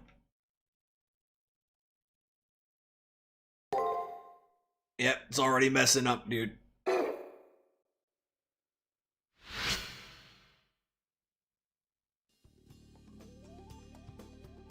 can't wait for Toho 90, where the boss just says their whole backstory with the 100 speech bubble. That comes after the genre shift, where Toho goes from being a yearly shmup release to being a yearly VN like Nekopara.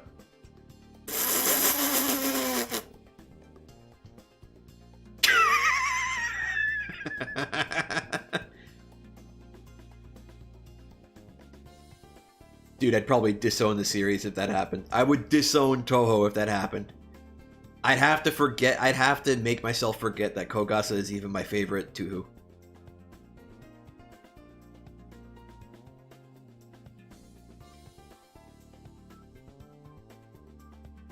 Wasn't Nekopara like a thing that was getting released like every other week before it ended or something like that? I don't know.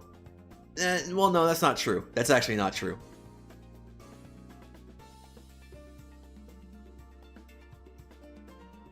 If Tuhu was a real VN, then, you know, it wouldn't bother me as much.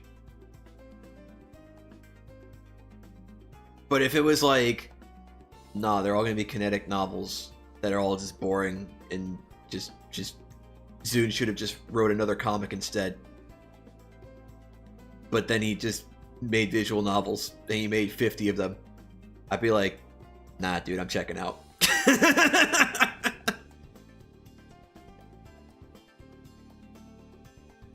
And the music stayed the same.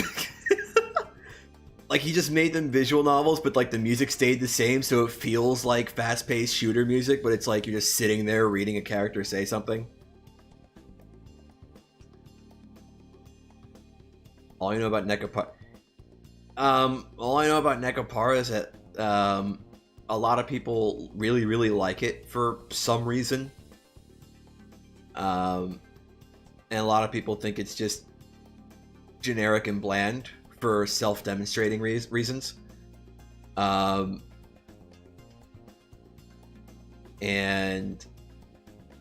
the Steam version has like all the 18 plus shit removed, except the only reason anybody would play it is for that shit. Like, if you've ever seen somebody fucking type on the internet, press P to jiggle, that's where it fucking comes from.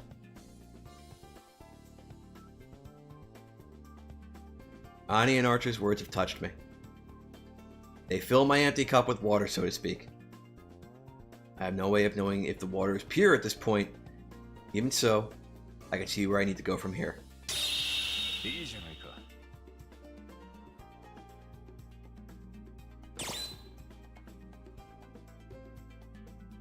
I don't know, but I'm okay now. At Archer's question, I shake my head. I may not know, but I'm paralyzed by confusion. I'm not paralyzed by confusion anymore.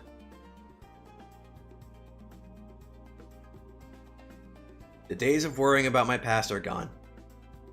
From now on, I'll live in the present. You didn't know that about Nekopara? So Nekopara does the fucking live 2D thing where like they animate the portrait sprites or whatever. And there's a fucking keybind in it where, like, you press it and it wiggles the sprite. And it gives the sprites titty physics. It's weird and dumb.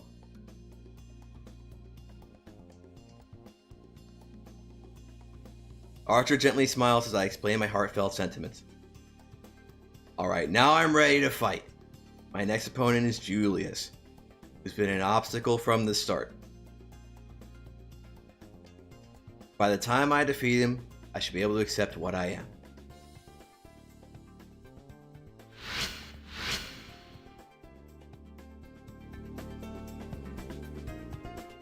It's like...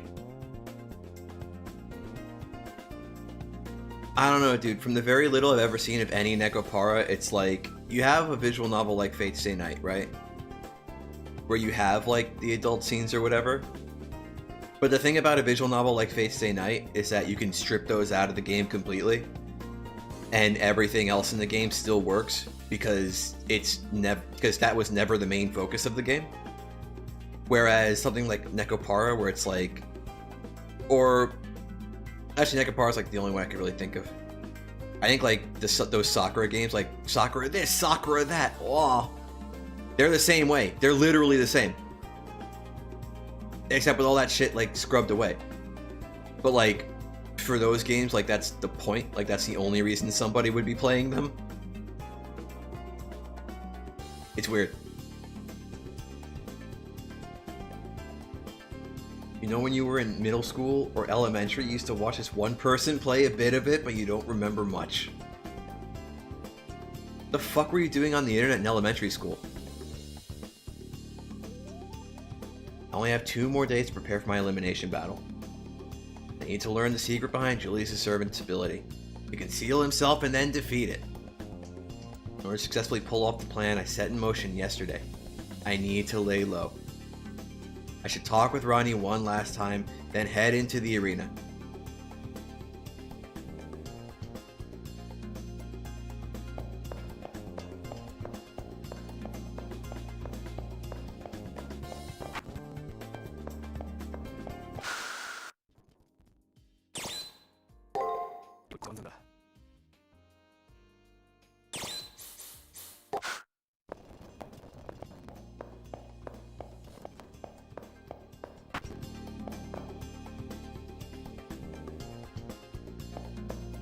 A noble phantasm.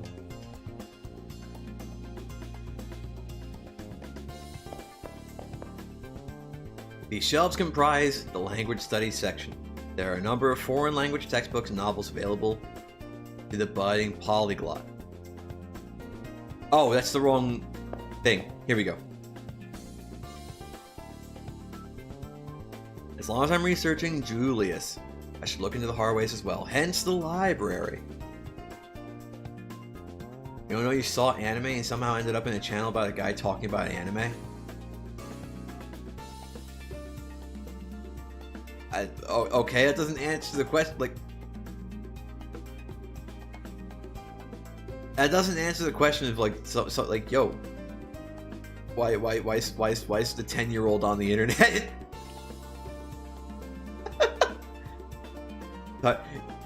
Yo, what if they made it a law where if you have a child and like they're younger than they're under 13, your home can't have a broadband connection, it has to have dial-up?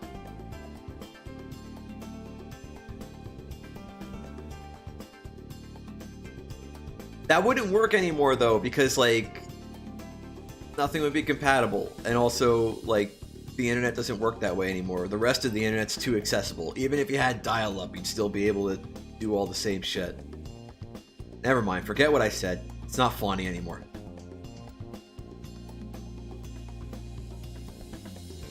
Quick yes or no question, does Sakura drink Shiro's blood in the original? I don't remember. I actually don't remember. I know he bones her a lot in the original, but I don't remember if she actually drinks his blood.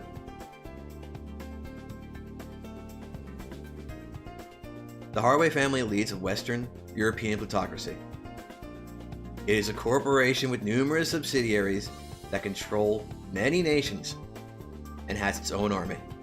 About 30% of the world's land and 60% of the world's wealth based on GDP belongs to the Haraways.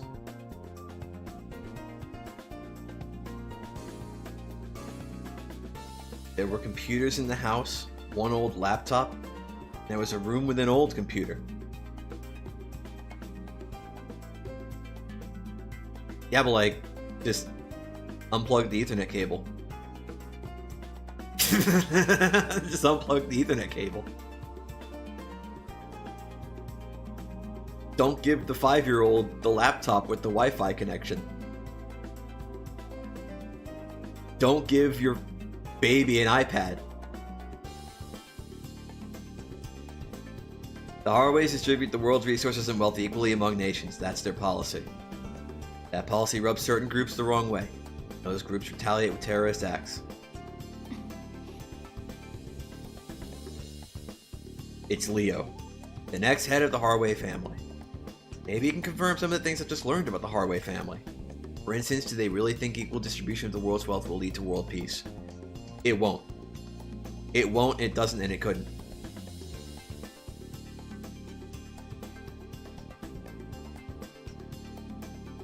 Because some countries are just inevitably going to need more. And when you put people on a dependency like that, you're ultimately going to become the scapegoat for their problems. And then they'll want to retaliate against you for not solving them. Because you're putting yourself in a position in which you can resolve them, or choose, or you're choosing to try and resolve them, but choosing not to. This is what being king means, Leo. Gotta watch my Japanese animes. That's just like my Japanese animes. Look, as long as he didn't look, as long as 7-year-old you wasn't locked in a locker and like peeing your pants when you said that, then like fine, whatever. Just don't be Otacon.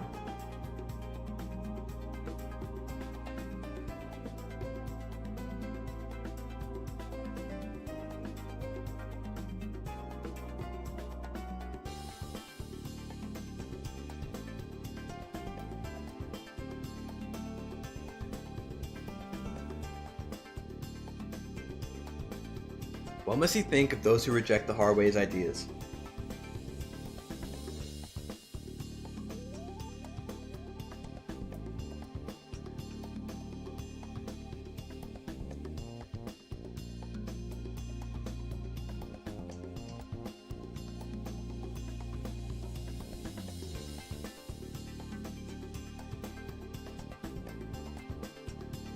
A bold claim. He spoke without trepidation, and without attachment to the current era that he plans to discard. You haven't, though. You've just spoken a lot of big words.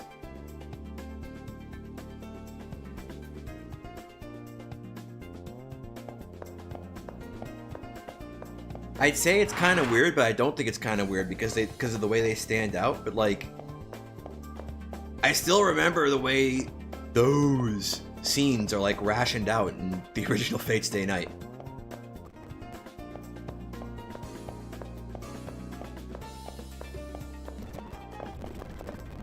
Like, it sounds weird, but like when you remember, if you realize like they fucking stick out against the backdrop of literally the rest of the story.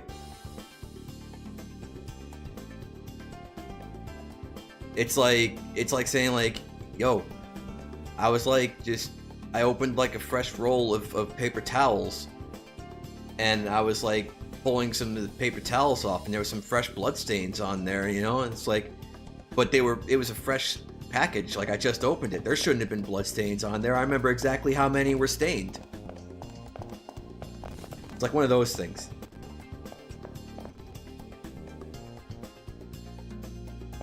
From what you heard somewhere, the H scenes were kind of funny or out of place. Is it true for me?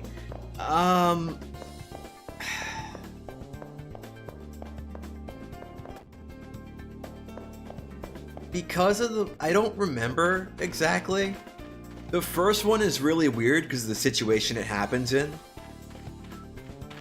The justification that they have for it is like, fine, okay, whatever. You remember the part in Fate Stay Night where Rin, Saber, and Emiya were like hiding in the forest from Berserker, and they had to just hide out in some ruined house somewhere? That's the first one of the Fate route.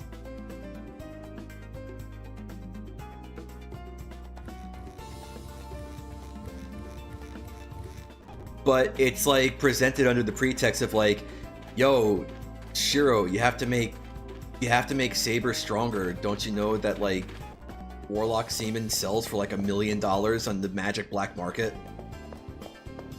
Or something like that. Fucking hell.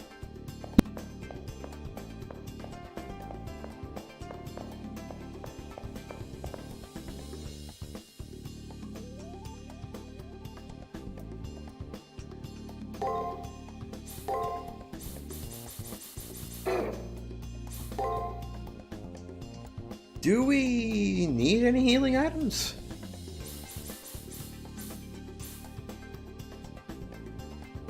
Significant amount.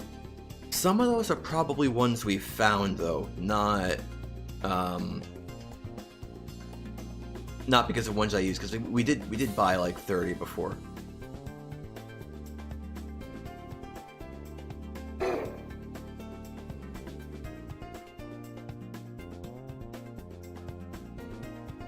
You think Ilya knew and told Berserker to like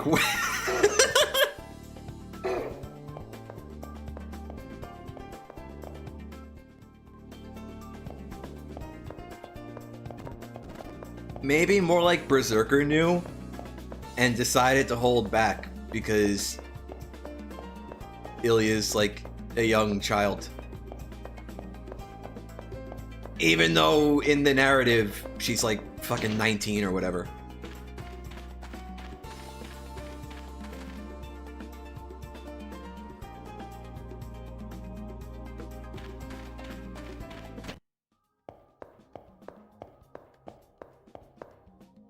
Should we assign our points now, or should we do it before the boss fight?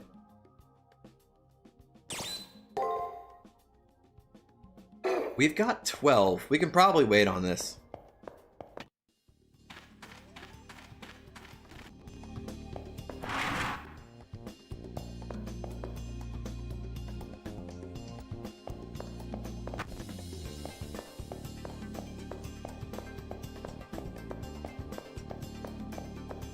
I don't remember exactly when it was either. I think we came out of here already. I don't remember exactly. We didn't talk to Ronnie yet. I don't remember exactly when it was either, but the second one is like sometime before Shiro and Saber go to fight Gilgamesh.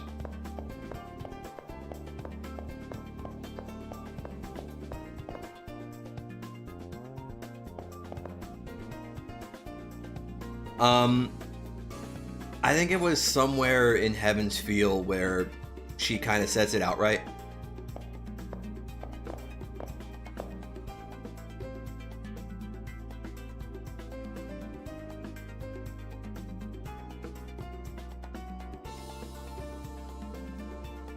A plan? As I look into Ronnie's now serious visage, I can only wonder what she's going to propose.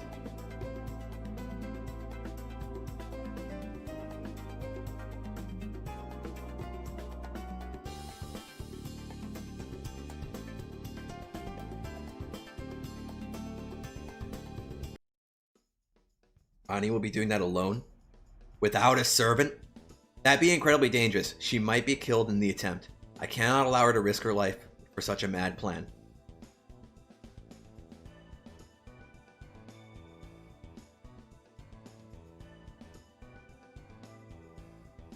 However, none of this will matter if Ronnie is murdered by Julius. As my voice gains heat, Ronnie looks away, as if surprised and embarrassed by my vehemence.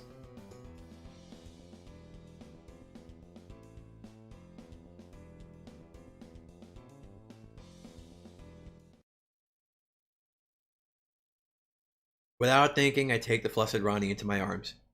Feels fragile in my embrace.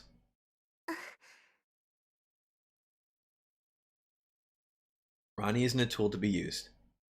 As someone who has saved my life, she is a precious friend. I've said this before, but it needs to be said again. That is why I'm so worried about Ronnie risking her life to help me. Even if she wasn't an opponent, Julius is one who'd kill anyone who stood in his way.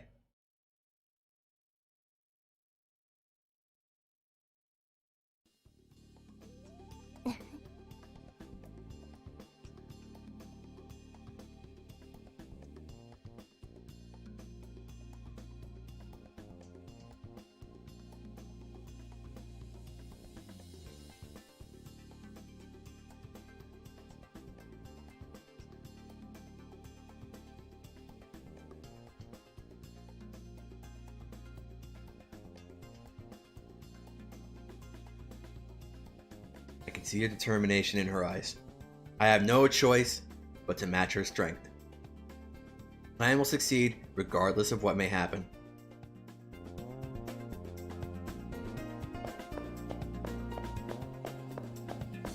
Oh, so like about that first H scene in Fate Stay Night. So you know how like in the entire beginning of Fate Stay Night, like up until Saber is like about to kill Rin, and Rin is like, yo, she's so fucking beautiful. And it's like, and she seems like she's gay for Saber. No, that first one of those scenes pretty much confirms that she is gay for Saber. Spoiler. If you haven't read a fucking 16-year-old visual novel.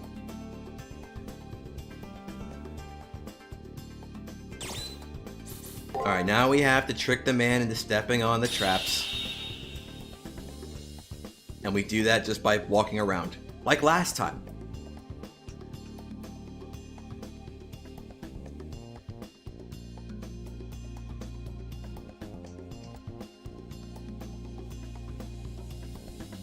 That's right, we've done as much preparation as we could. Now it's just a matter of following the plan.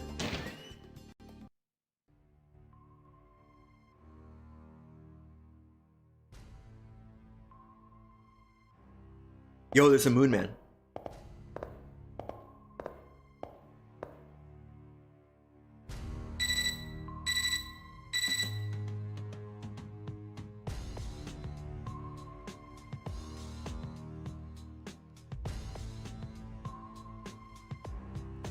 Yeah, dude, in the good ending of Unlimited Blade Works, Emiya isn't the one with the harem, it's Rin.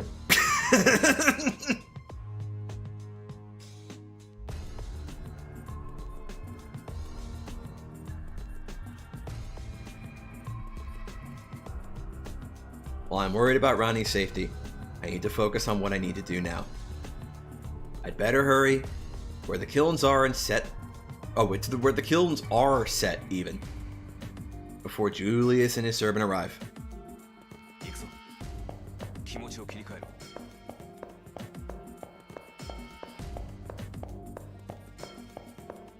Yeah, there's actually way fewer of those scenes in the original Fate Stay Night, like, than there are in even Tsukihime. Like, Tsukihime has a bunch of those.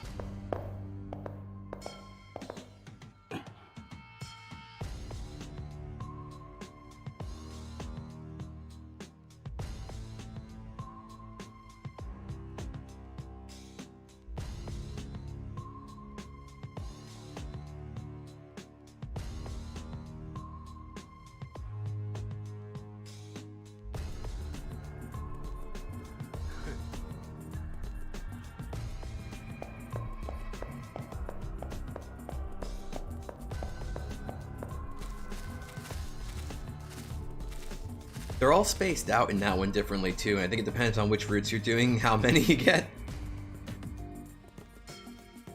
Oh, that's the same in Fate Stay Night. Here we are. This is the place where the anti-artifact kiln was set. If it reacts to Julius' servant, it'd mean that his invisibility is a result of a talisman, such as his noble phantasm. Like, I think there's like 2 in Fate, 1 in Unlimited Blade Works. And then the rest are in Heaven's Feel. There's like 3 of them. Although with Heaven's Feel, it's like, it's a weird thing, because it's actually like, it has to do with like the worms and how they're fucking with Sakura or whatever. They feel slightly less out of place there than in the other routes, but like, only because by then you're kind of desensitized and you've already been told why they're there. As I hide myself in the shadows and wait for Julius to pass by, I receive a message from Rani.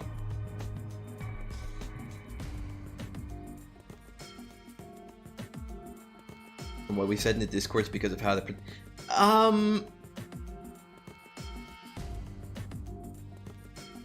Well, no, that just changes the nature of the scenes. That has nothing to do with the amount of them there are.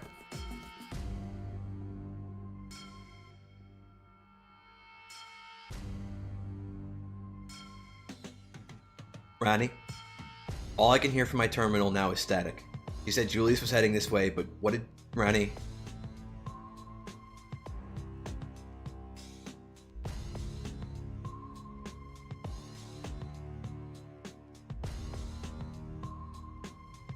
Oh, I guarantee you it will. I guarantee you they'll remove those scenes.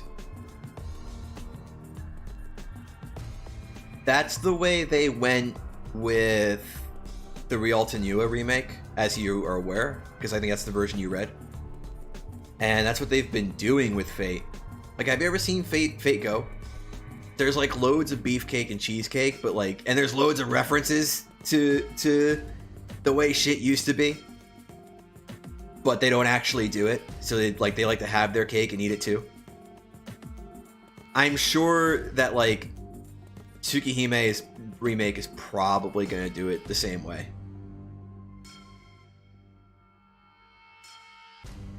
I would bet money on it,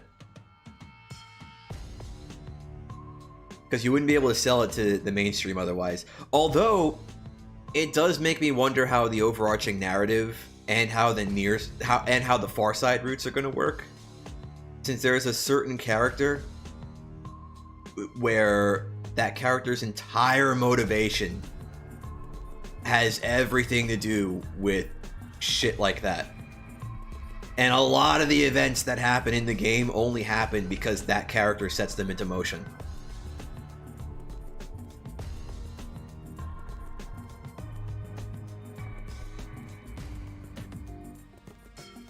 At least in that group of roots, anyway. In the near side roots, it's like more in the background and it never really comes up. I've got to calm down. Ronnie fulfilled her promise. Now it's up to me to hold up my end. I cannot fail now.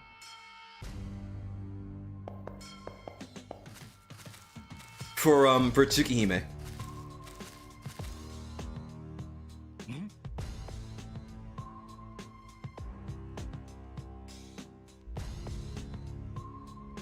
In Tsukihime, like the near side routes are like the first couple of routes you would go through for one group of heroines, and then the far side routes are another set of routes that follow other characters instead. Nothing. If this one didn't react, it means that his invisibility isn't dependent on an item or noble phantasm.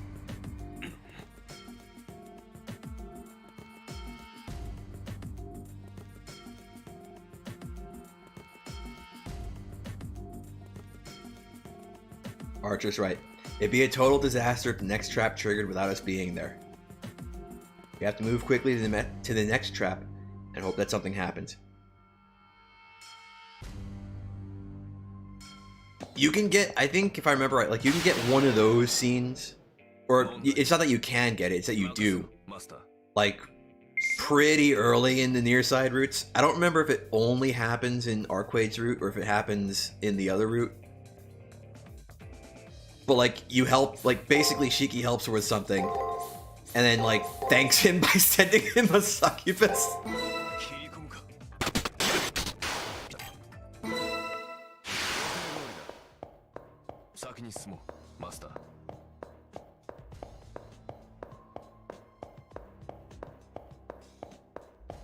And you can pick whose form it takes, and then she'll tell you like, no, that was just my way of thanking you for your help.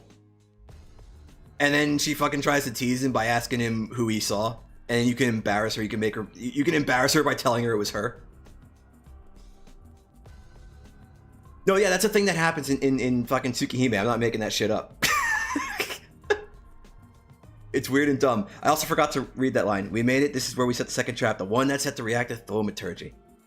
And just like before, I hide in the shadows and wait for Julius to arrive. Also, weirdly enough, those scenes actually change, because if you go through those routes again, after finishing one or more of the near side routes, like, there's more girls to choose from. Weirdly enough.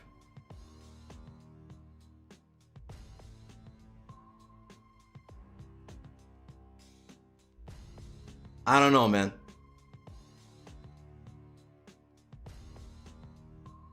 And that's and that one I would say is like weird in the sense that like it's just kind of out of place because it just comes right the fuck out of nowhere.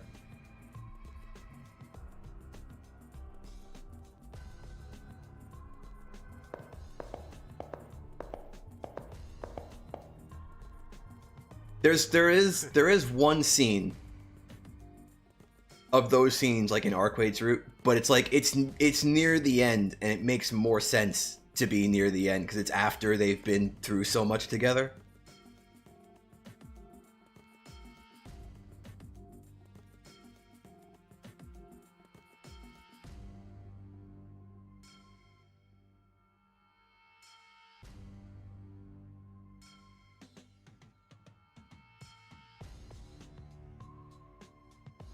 Can't wait to have an HD.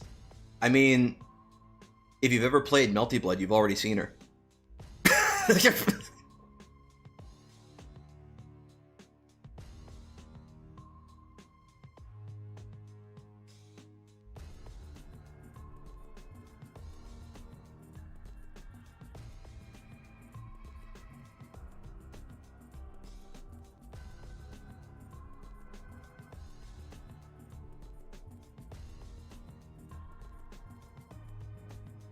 Almost as if he was aware of our plan, Julius the Servant stopped, then glanced in my direction. My feet suddenly feel like they've been nailed to the ground. My blood seems to freeze in my veins.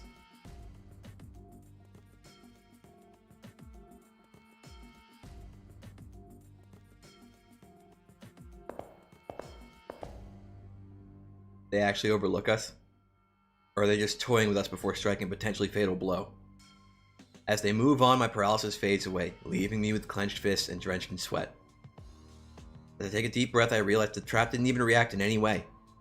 So the servant isn't using thaumaturgy, and one trap remains. Hopefully, third time's the charm. At any rate, I need to hurry to where the third trap is.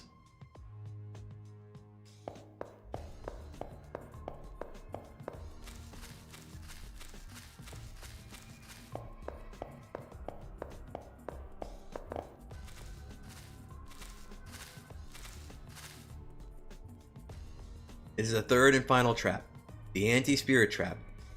Can't break through his invisibility by disrupting his chi. We're pretty much dead.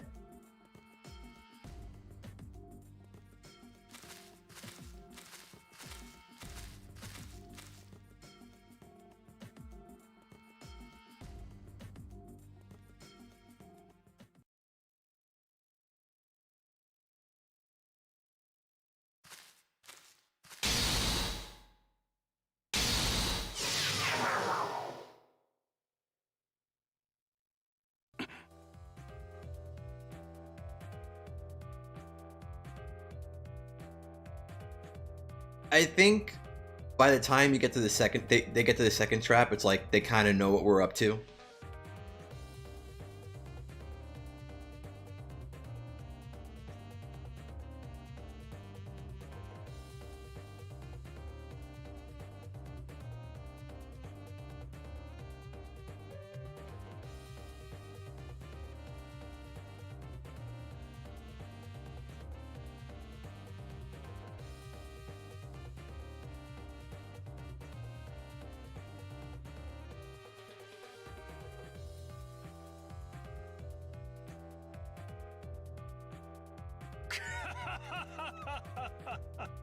Yeah, we're just kind of like standing here.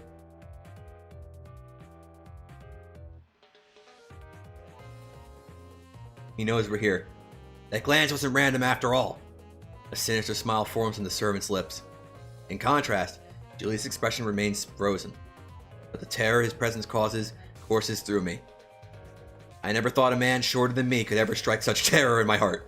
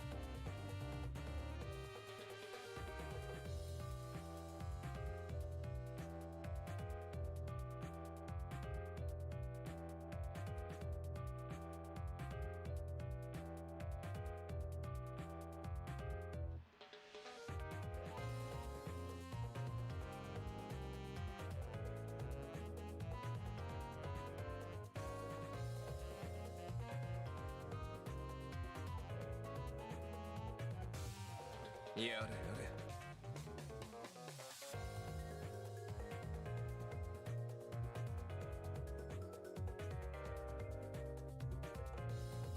I just realized, like, pretty soon. Well, not pretty soon, because I think we have to beat Lancer first. But relatively soon, we might get Archer's backstory again. And then you'll get to see white-haired Emiya, which I think you missed first time around. But it's fine, because that's when my hard drive was dying and all the frames were dropping. So we'll get to see all that stuff again without, you know, the frames constantly dropping and dying.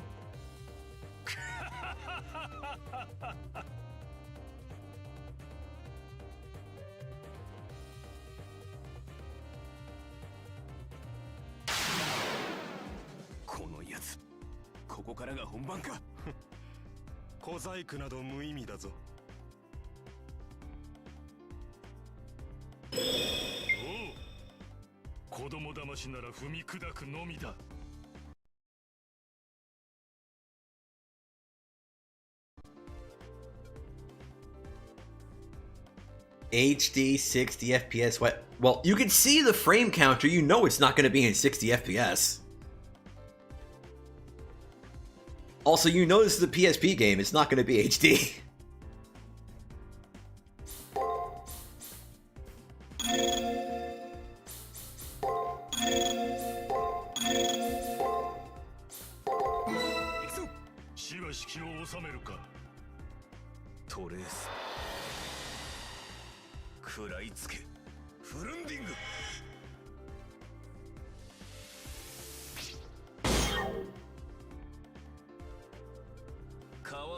Yo, if they ever finish the CCC English patch, I'd play that on stream.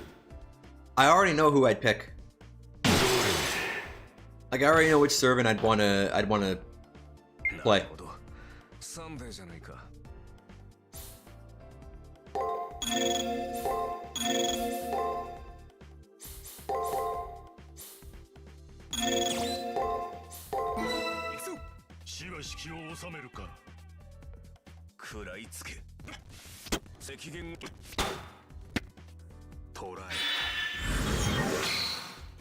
You could just not.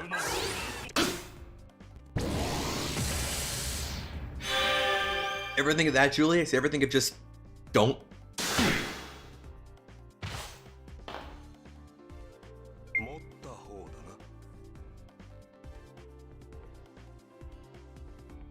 Obviously, yeah, you got me sussed.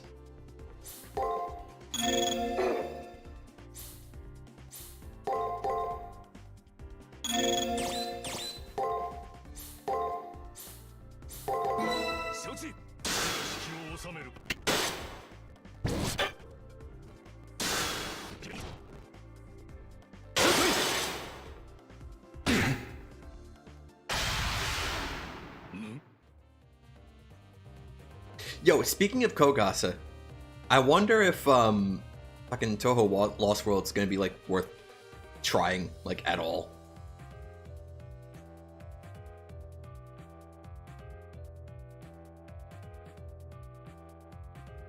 Separata, Julius's servant, can only bellow at the seriously winded archer.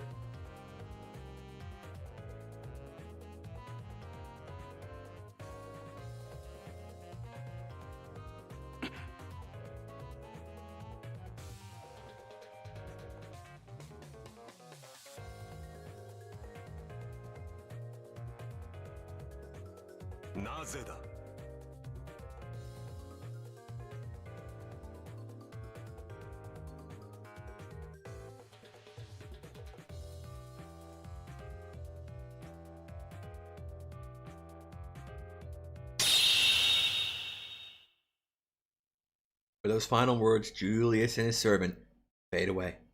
That they were swallowed by the surrounding dark. What darkness? It's bright as fuck in here. Am I gonna try it out in Tuhu Variety Night if it's even possible? The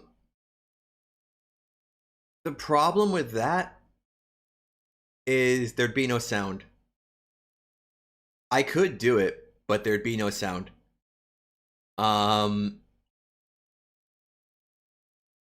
That, and also there was another thing. There was another thing, but I don't remember what it was.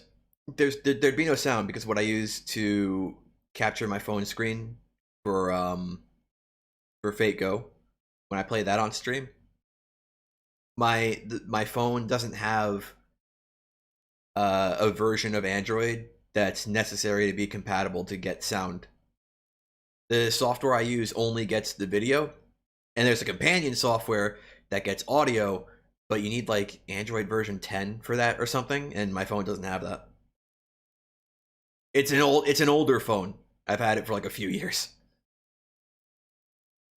The pressure that seemed to crush everything in the area fades. My entire being screams with exhaustion. I take a deep breath and look over to Archer, who's standing beside me with a serious expression. I mean, I never usually play Fate Go with sound anyway, but personally, like, I think even if like I were to put it on stream, you're really not missing much if it doesn't have sound. Archer continues to mumble, seemingly oblivious to my presence. The only thing is that like I would just play music in the background, which I've done, because otherwise it's just dead quiet. While trying to decipher their muttering, my terminal begins to chime.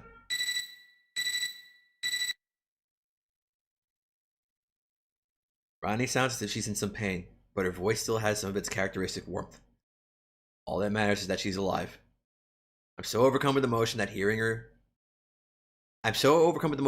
hearing her that I grip my terminal to keep my hands from shaking. Are you okay, Ronnie?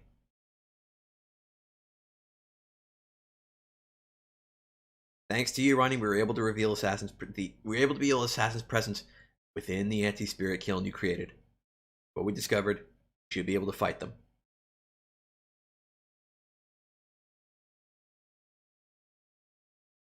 I'm going to continue fighting today. Why would I stop?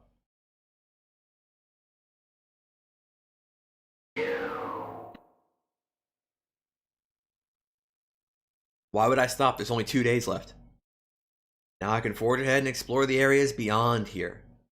The identity of Julius' servant and Archer's behavior concerns me, but I have no time to look into it.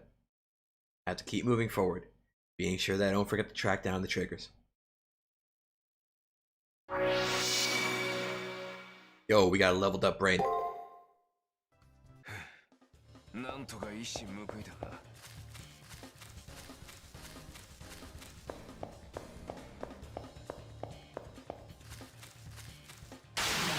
You like how it took you a while to hear Anderson? Wait, what do you mean? Did you not? Did you also go without playing with sound for a long time in Fate Go?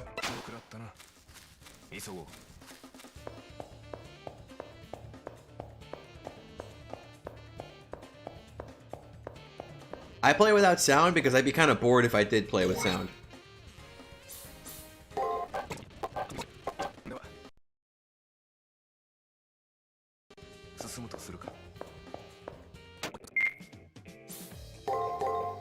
For a long time, like, I did play with sound, but I don't anymore.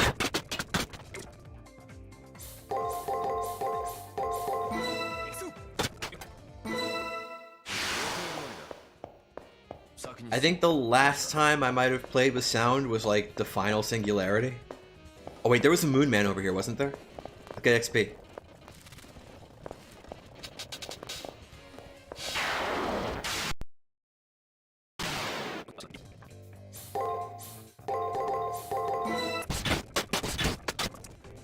Well.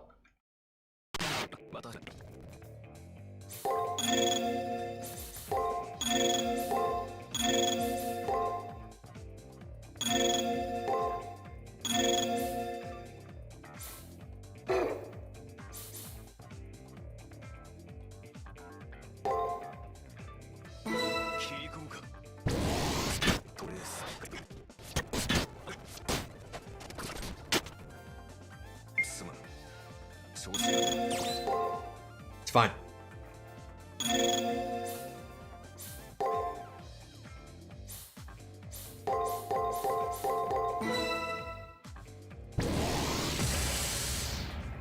What do you mean my archer dies strats?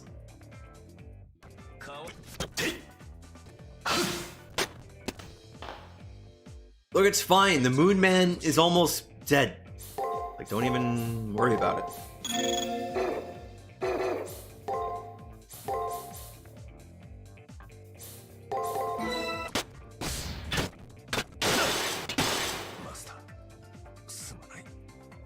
That's not 0, that's 6. Or 5, or whatever it was underneath the frame counter.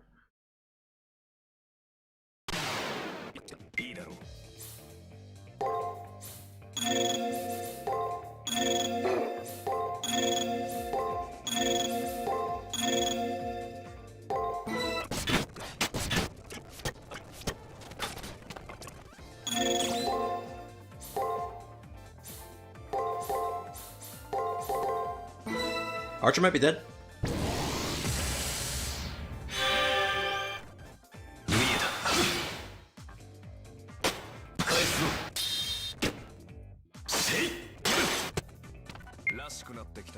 Look, see? And now I'm busting out my archer. Doesn't die strats. Alright? Okay. Alright. Okay. You understand? Okay. Alright. You see? Alright. Good. Good. Oh, I fucked up.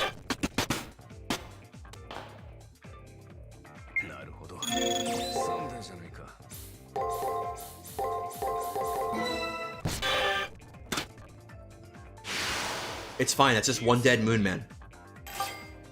Wasn't enough to level us up, though.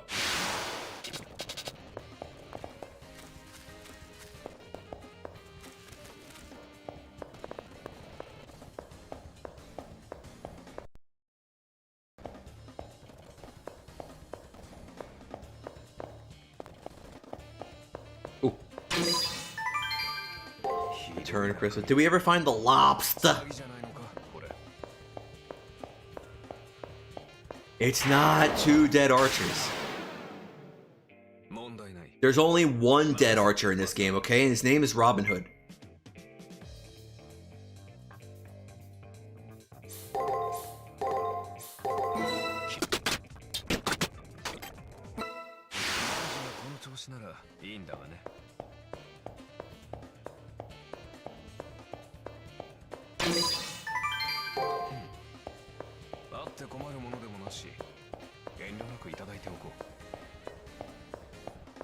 Oh, it's a big boy.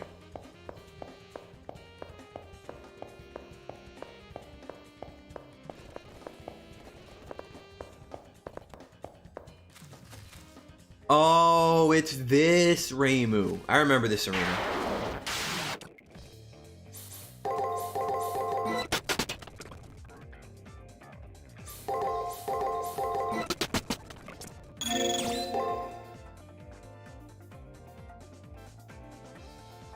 I don't quite remember its patterns.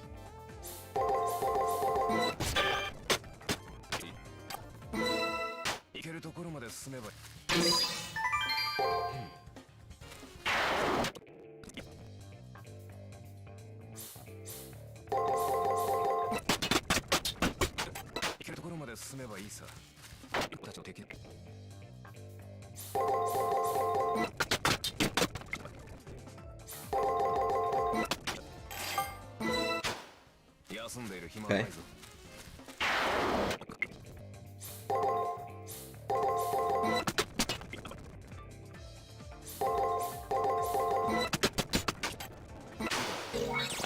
Just keep Archer from dying real quick.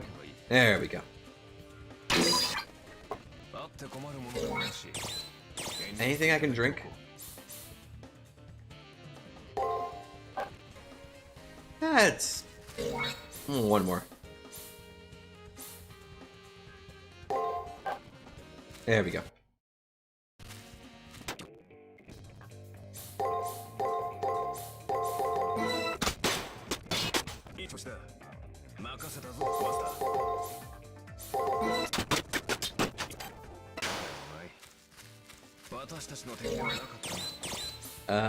Here, eat this.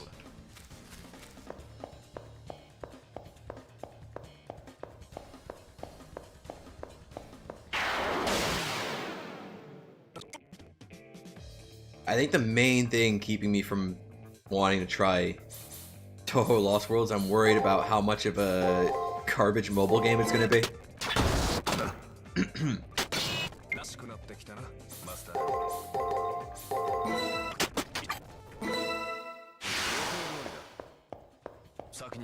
Cause like, for example, I could say whatever I want about Fate Go, but like it seems rather to be like some of the least exploitative I've heard of in terms of like comparisons that I've seen to other mobile games.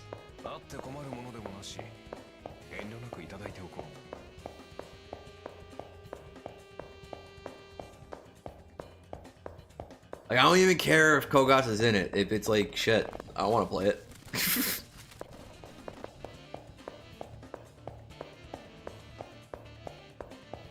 But then it'd be fine, because then it'd be like most Toho fan games. So it's like, it's okay.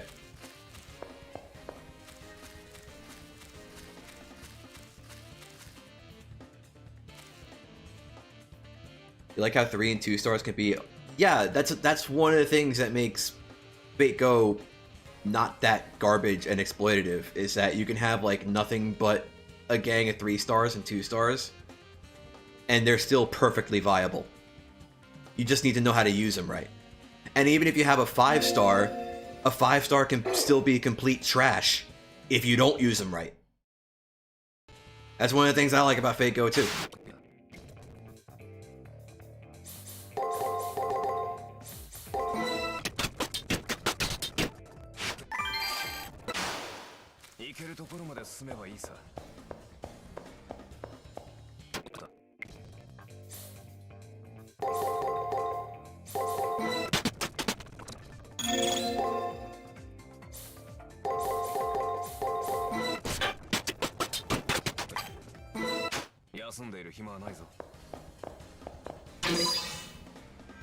Hey, there we go.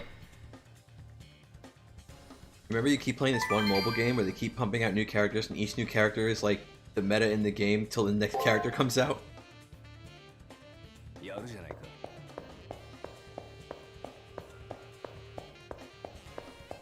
Yeah. That sounds like the equivalent of like if you release a new character and they were basically Caster Saber until the next character came out, then they were the new Caster Saber. And another character came out and they're the new Caster Saber. Is it sort of like that?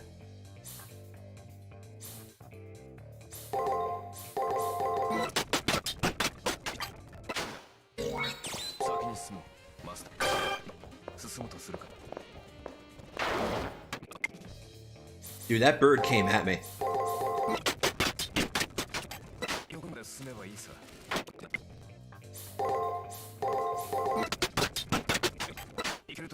Dude, I gotta kill so many birds.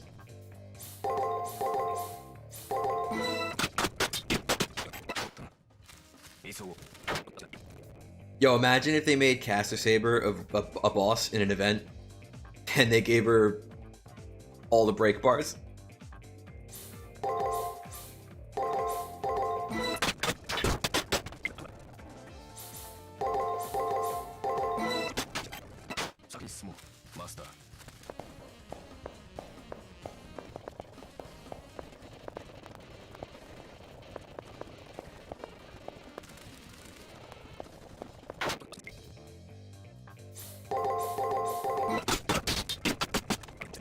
Ooh, okay.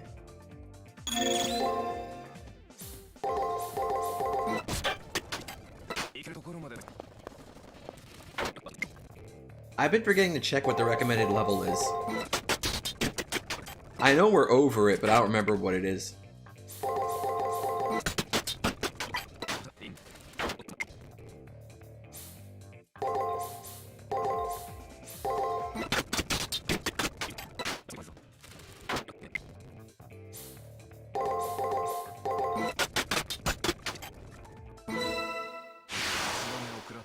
The ignore invincible skills sounds not very fun to go against. That's literally her Noble Phantasm, isn't it? It's literally her MP. Like, that's her entire gimmick. More or less.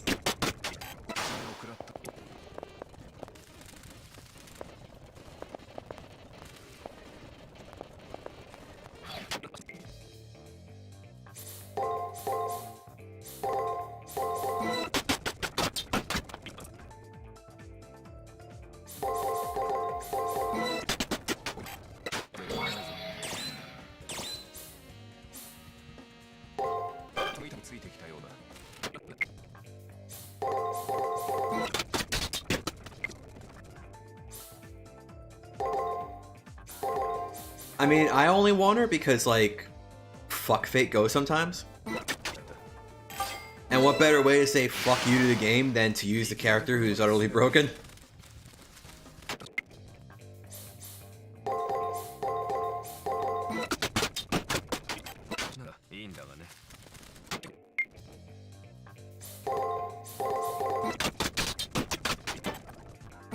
Yo, there we go. How much XP did this bird give me, though?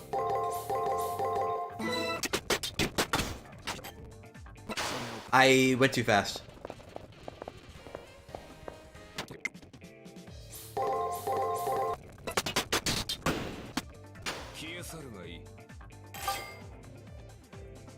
Ooh, that'd basically be like 50 birds.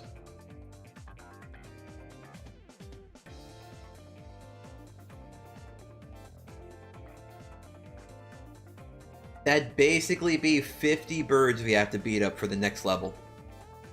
Yeah, dude, fuck that noise. I'm not doing that.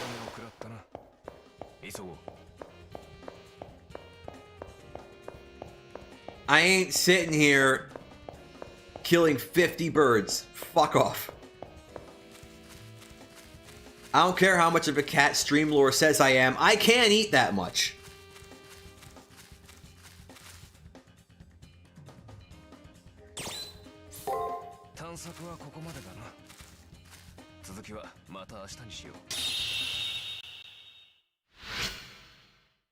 So where does the pause menu say we are? Level 32?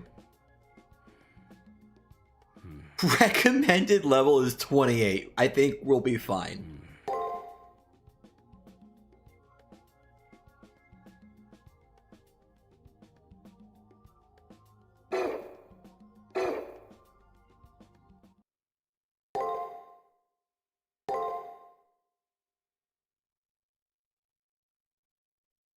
I really ought to delete some of these saves, dude. I don't remember. I have no idea fucking which one is which.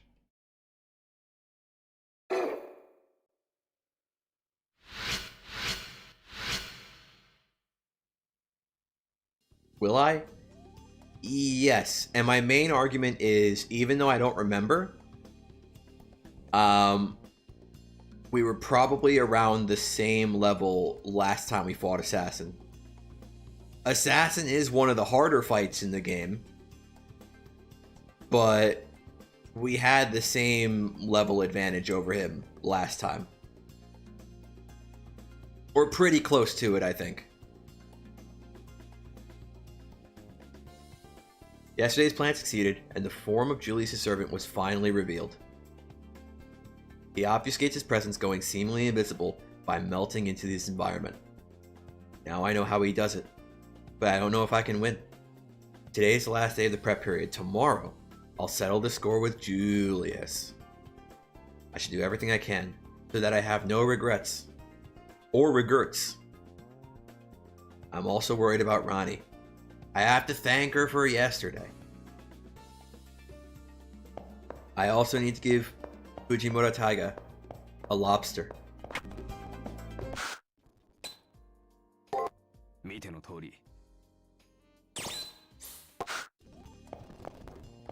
I forget when Archer gives us his backstory. Is that when we fight Leo? I think it is.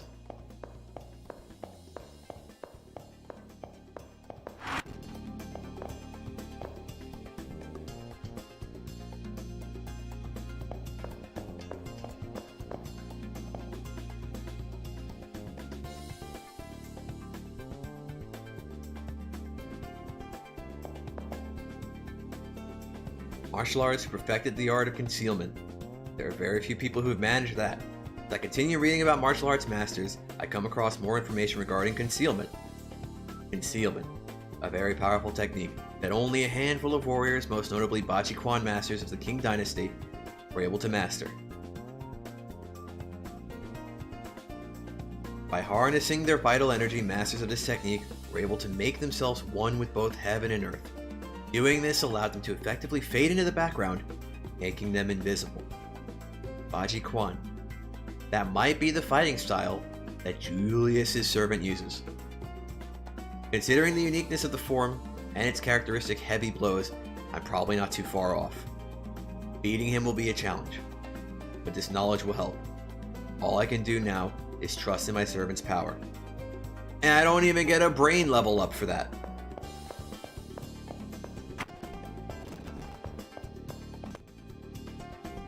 Oh. Hi, Tosaka. You got anything to say for yourself after trying to kill me?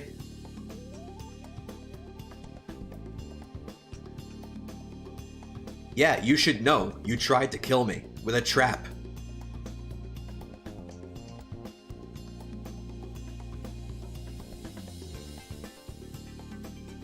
What is it with her? Every time I see her, she immediately starts lambasting me without any warning whatsoever.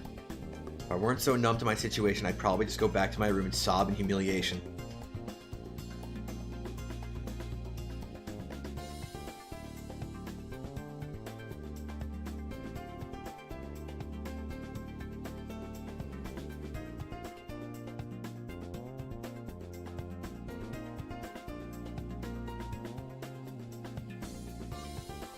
Although I'm a little wary of her offer of help, the opportunity is too good to pass up.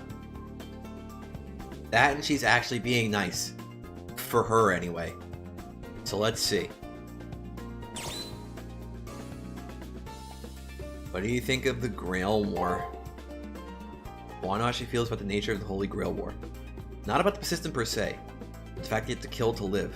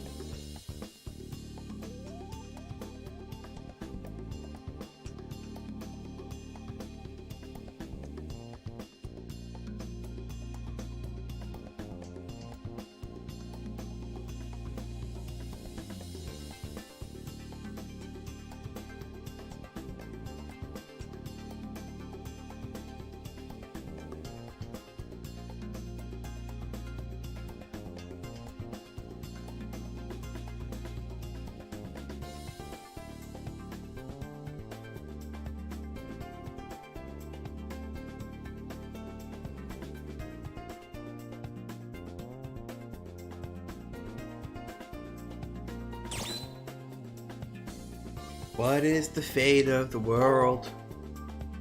I want to ask about the fate of the world, because I have no memories of the past, or what it's like on Earth. Everything is a mystery to me.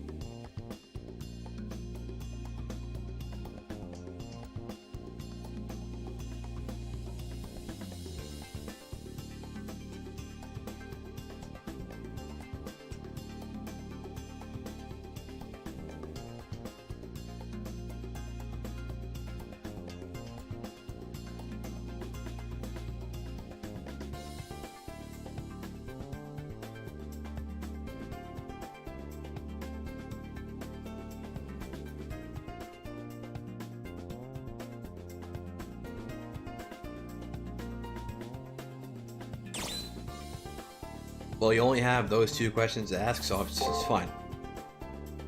I don't really have anything particular to ask. Sorry if you think I was wasting your time.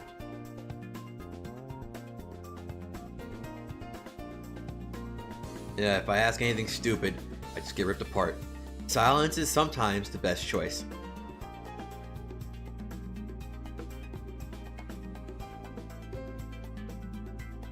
He watches me go, raises her hand and waves at me. That was totally unexpected. Could today be the one day of the year when Rin is actually in a good mood? Okay, bye.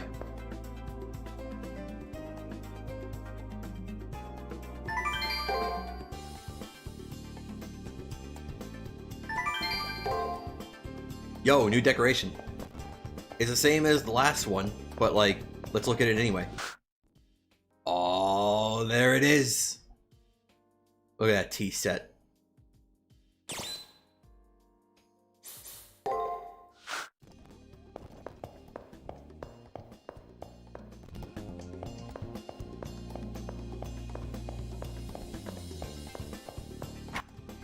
Oh, Sakura. Goodbye, Sakura.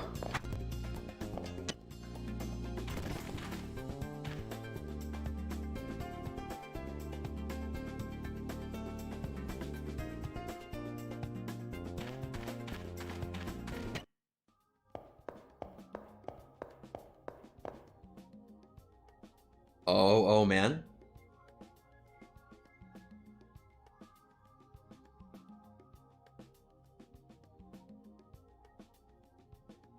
Dude, maybe I should try Toho Lost World. I don't know if I should try it on stream though, because it'd be a long ass time until we can actually do it on stream.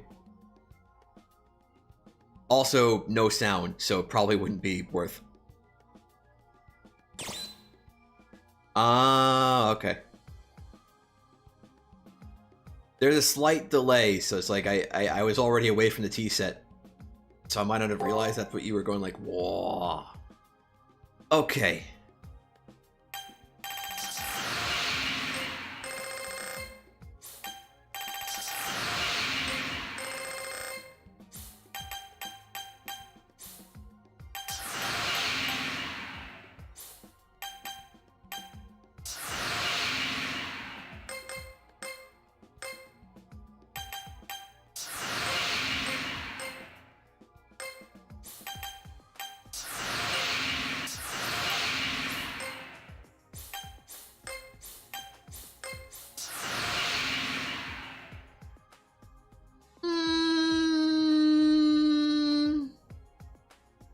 Sure. No, I reset by accident.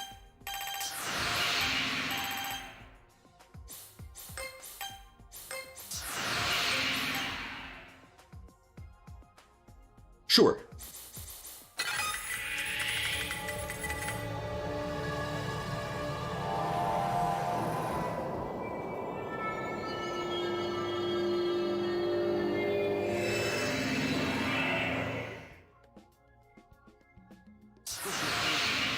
Excuse me? Where did I go? Ew. When did I do that? When did I do? Ew. I don't recall doing that. I don't recall turning into fucking Remilia Scarlet. You take that back. You take that back right now.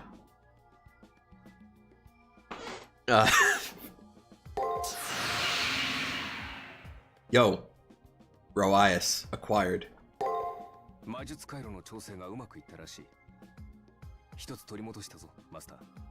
I didn't.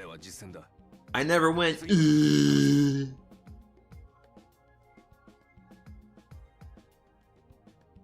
only doing it now to tell you that I didn't do it, but I didn't do it to begin with. In the first place. In reality.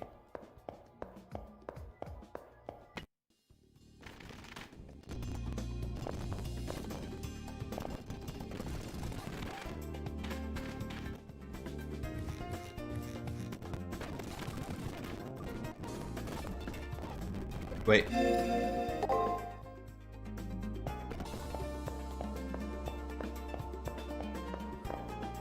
But I didn't, though.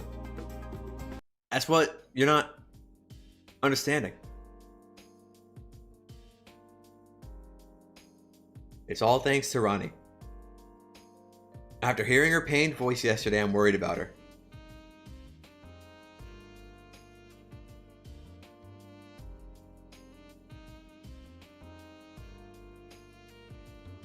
Injury?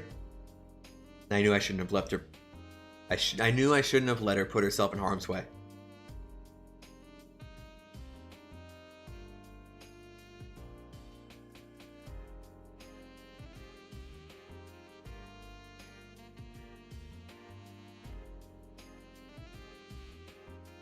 Julius's servant. I didn't uncover his identity, but I was able to break through his nigh-perfect ability to hide his presence by throwing his chi into disarray.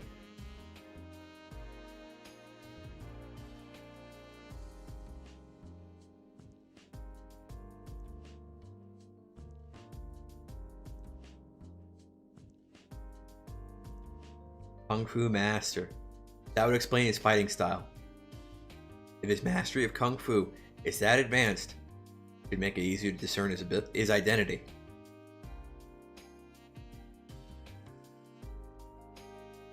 Ronnie is right. Today is my last full day to prepare.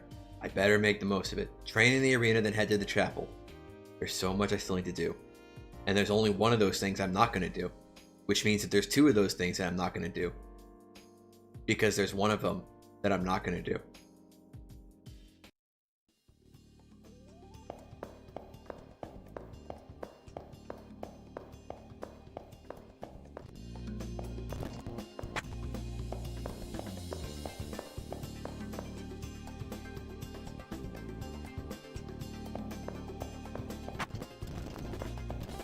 Ah!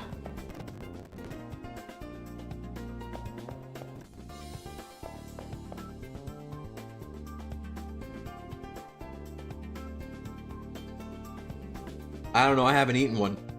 And I never will.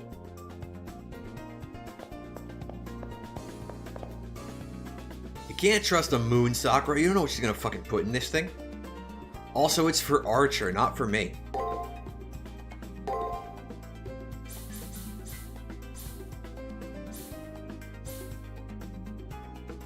Let's get some more of these.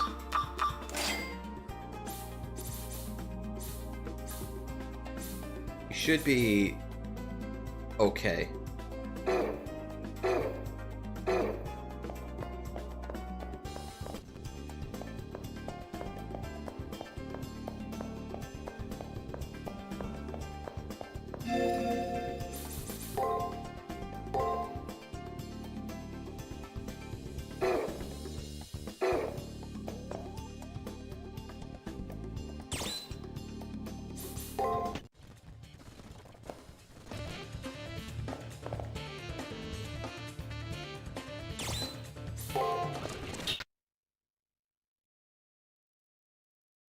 I'm ready to fight in the elimination battle.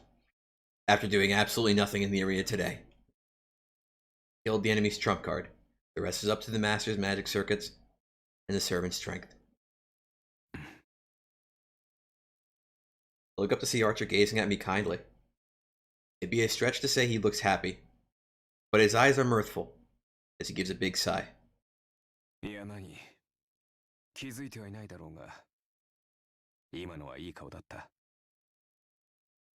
確かな決意と穏やかな覚悟生と死と対峙した一人の人間の目だまあだからこそ提案しよう頃合いだマスター俺は次の戦いで全てを出し切る切り札を温存するのはここまでだ Give it his all. In other words, he intends to use his ultimate attack as a servant. His noble phantasm. His noble phantasm shouldn't be revealed before we fight our final enemy, though. But Archer himself proposed it. Now I will truly become his master. 使用のタイミングは任せる奴らとの決戦時俺は騎士ではなく剣に徹する判断は全て君のものだ。宝具があろうと相手はこちらを上回る最強の敵。勝機は一瞬だぞ、マスター。And then he discloses the name of his noble phantasm, as well as his true name. Noble phantasm sounds peculiar, and his true name mysterious, but I can't dwell on them at the moment. Heroic spirit is truly a blade to defend me. Now that I know, we'll defeat those assassins.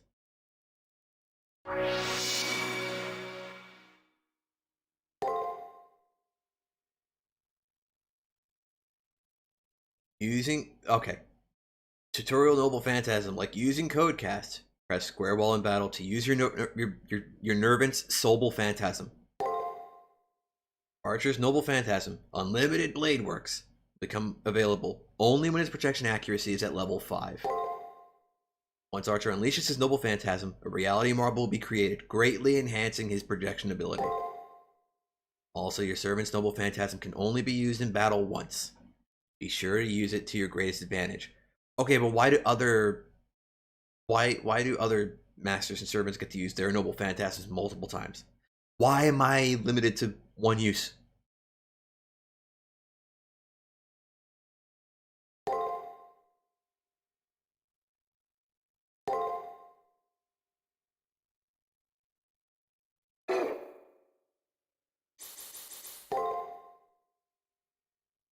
Yo, we got more of Archer stocks.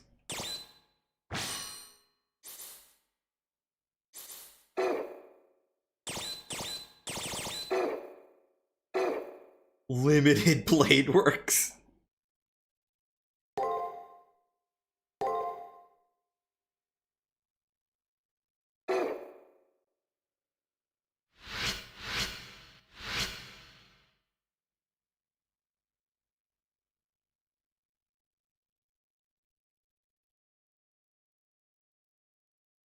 After delivering his reminder, Kotomine leaves. The elimination battle is here. I'm about to face my strongest opponent yet. Make some final preparations. That means getting outfitted at the commissary and sorting out information in my room.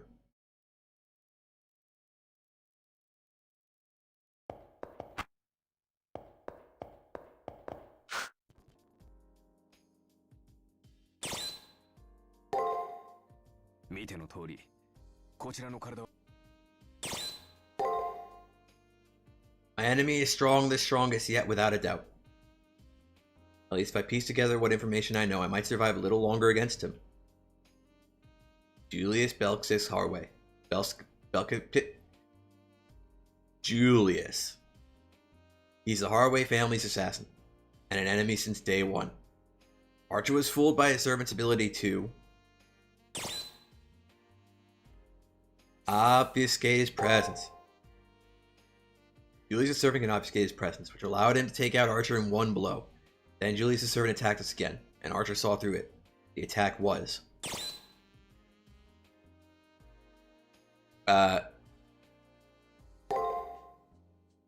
right, from his attack I deduced that the enemy uses a special form of martial arts.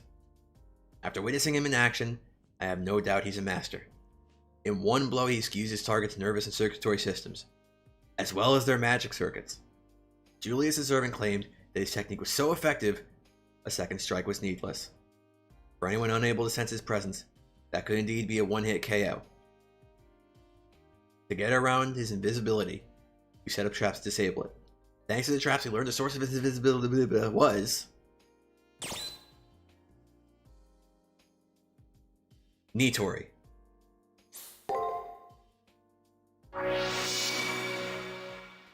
Yo, E-rank brain. Right, it was a Baji Quan technique based on becoming one with the universe, called concealment. It's also a sign that Julius' servant reached a level of kung fu that few martial artists ever do. In other words, Julius' servant, the kung fu master. Only one kung fu master in history who claimed he needed no second strike.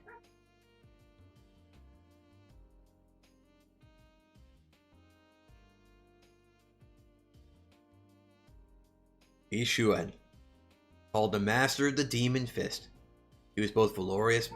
He was both valorous.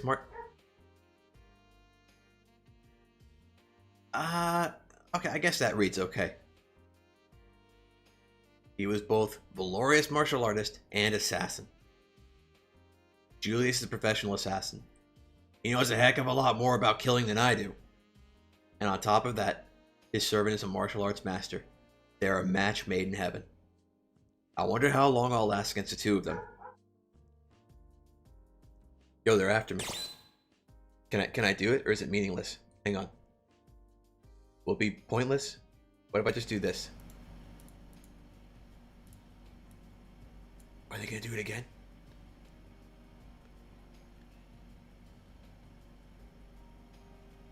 Oh, it's not happening. It didn't happen.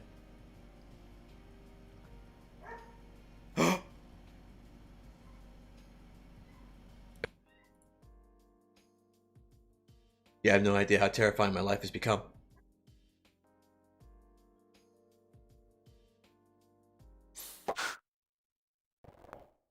Because of stream meme. Also, it's like a little sneak peek at how I set up my shit so you don't hear background shit.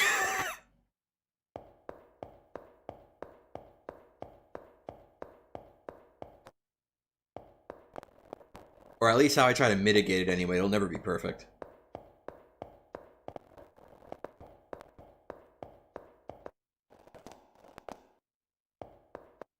I've asked this before, but like, where does everybody go when it's decision time?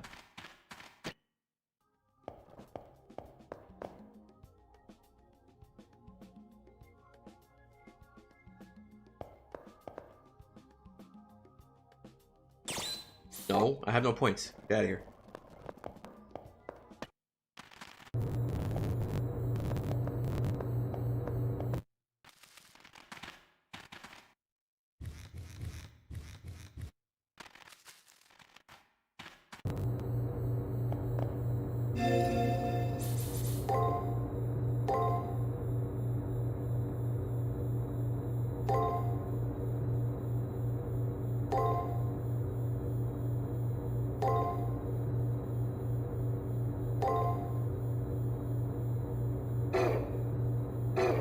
I am curious to see what we're in for, though.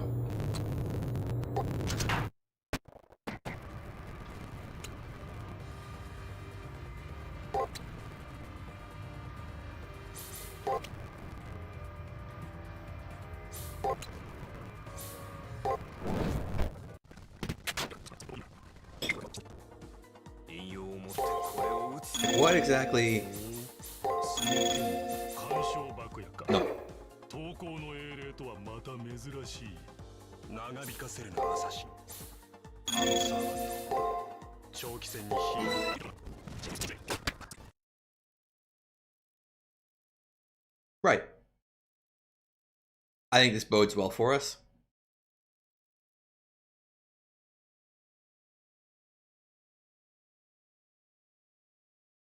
But anyway, that's gonna be about it for now because it is shit.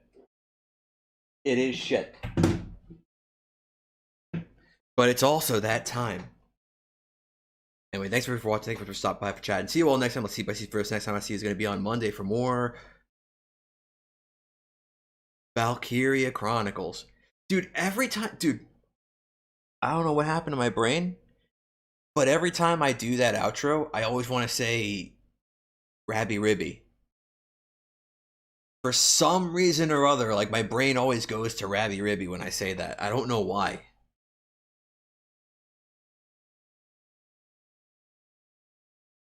It is crashing sounds. Pretty much. More or less. That might be slightly accurate to what happened in real life just now. But it's fine. It's just don't even worry. It's fine. Like don't like okay. Like it's like just like okay. Like it's fine. Don't even think about it. Don't even talk about it. Don't even like. It's okay. Anyway, let me find something to play us all out with. Let's see what we got. What have we got?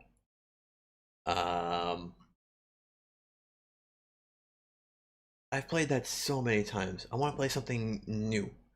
or something I haven't played that often. Have I played this? Probably not. I guess we'll find out together.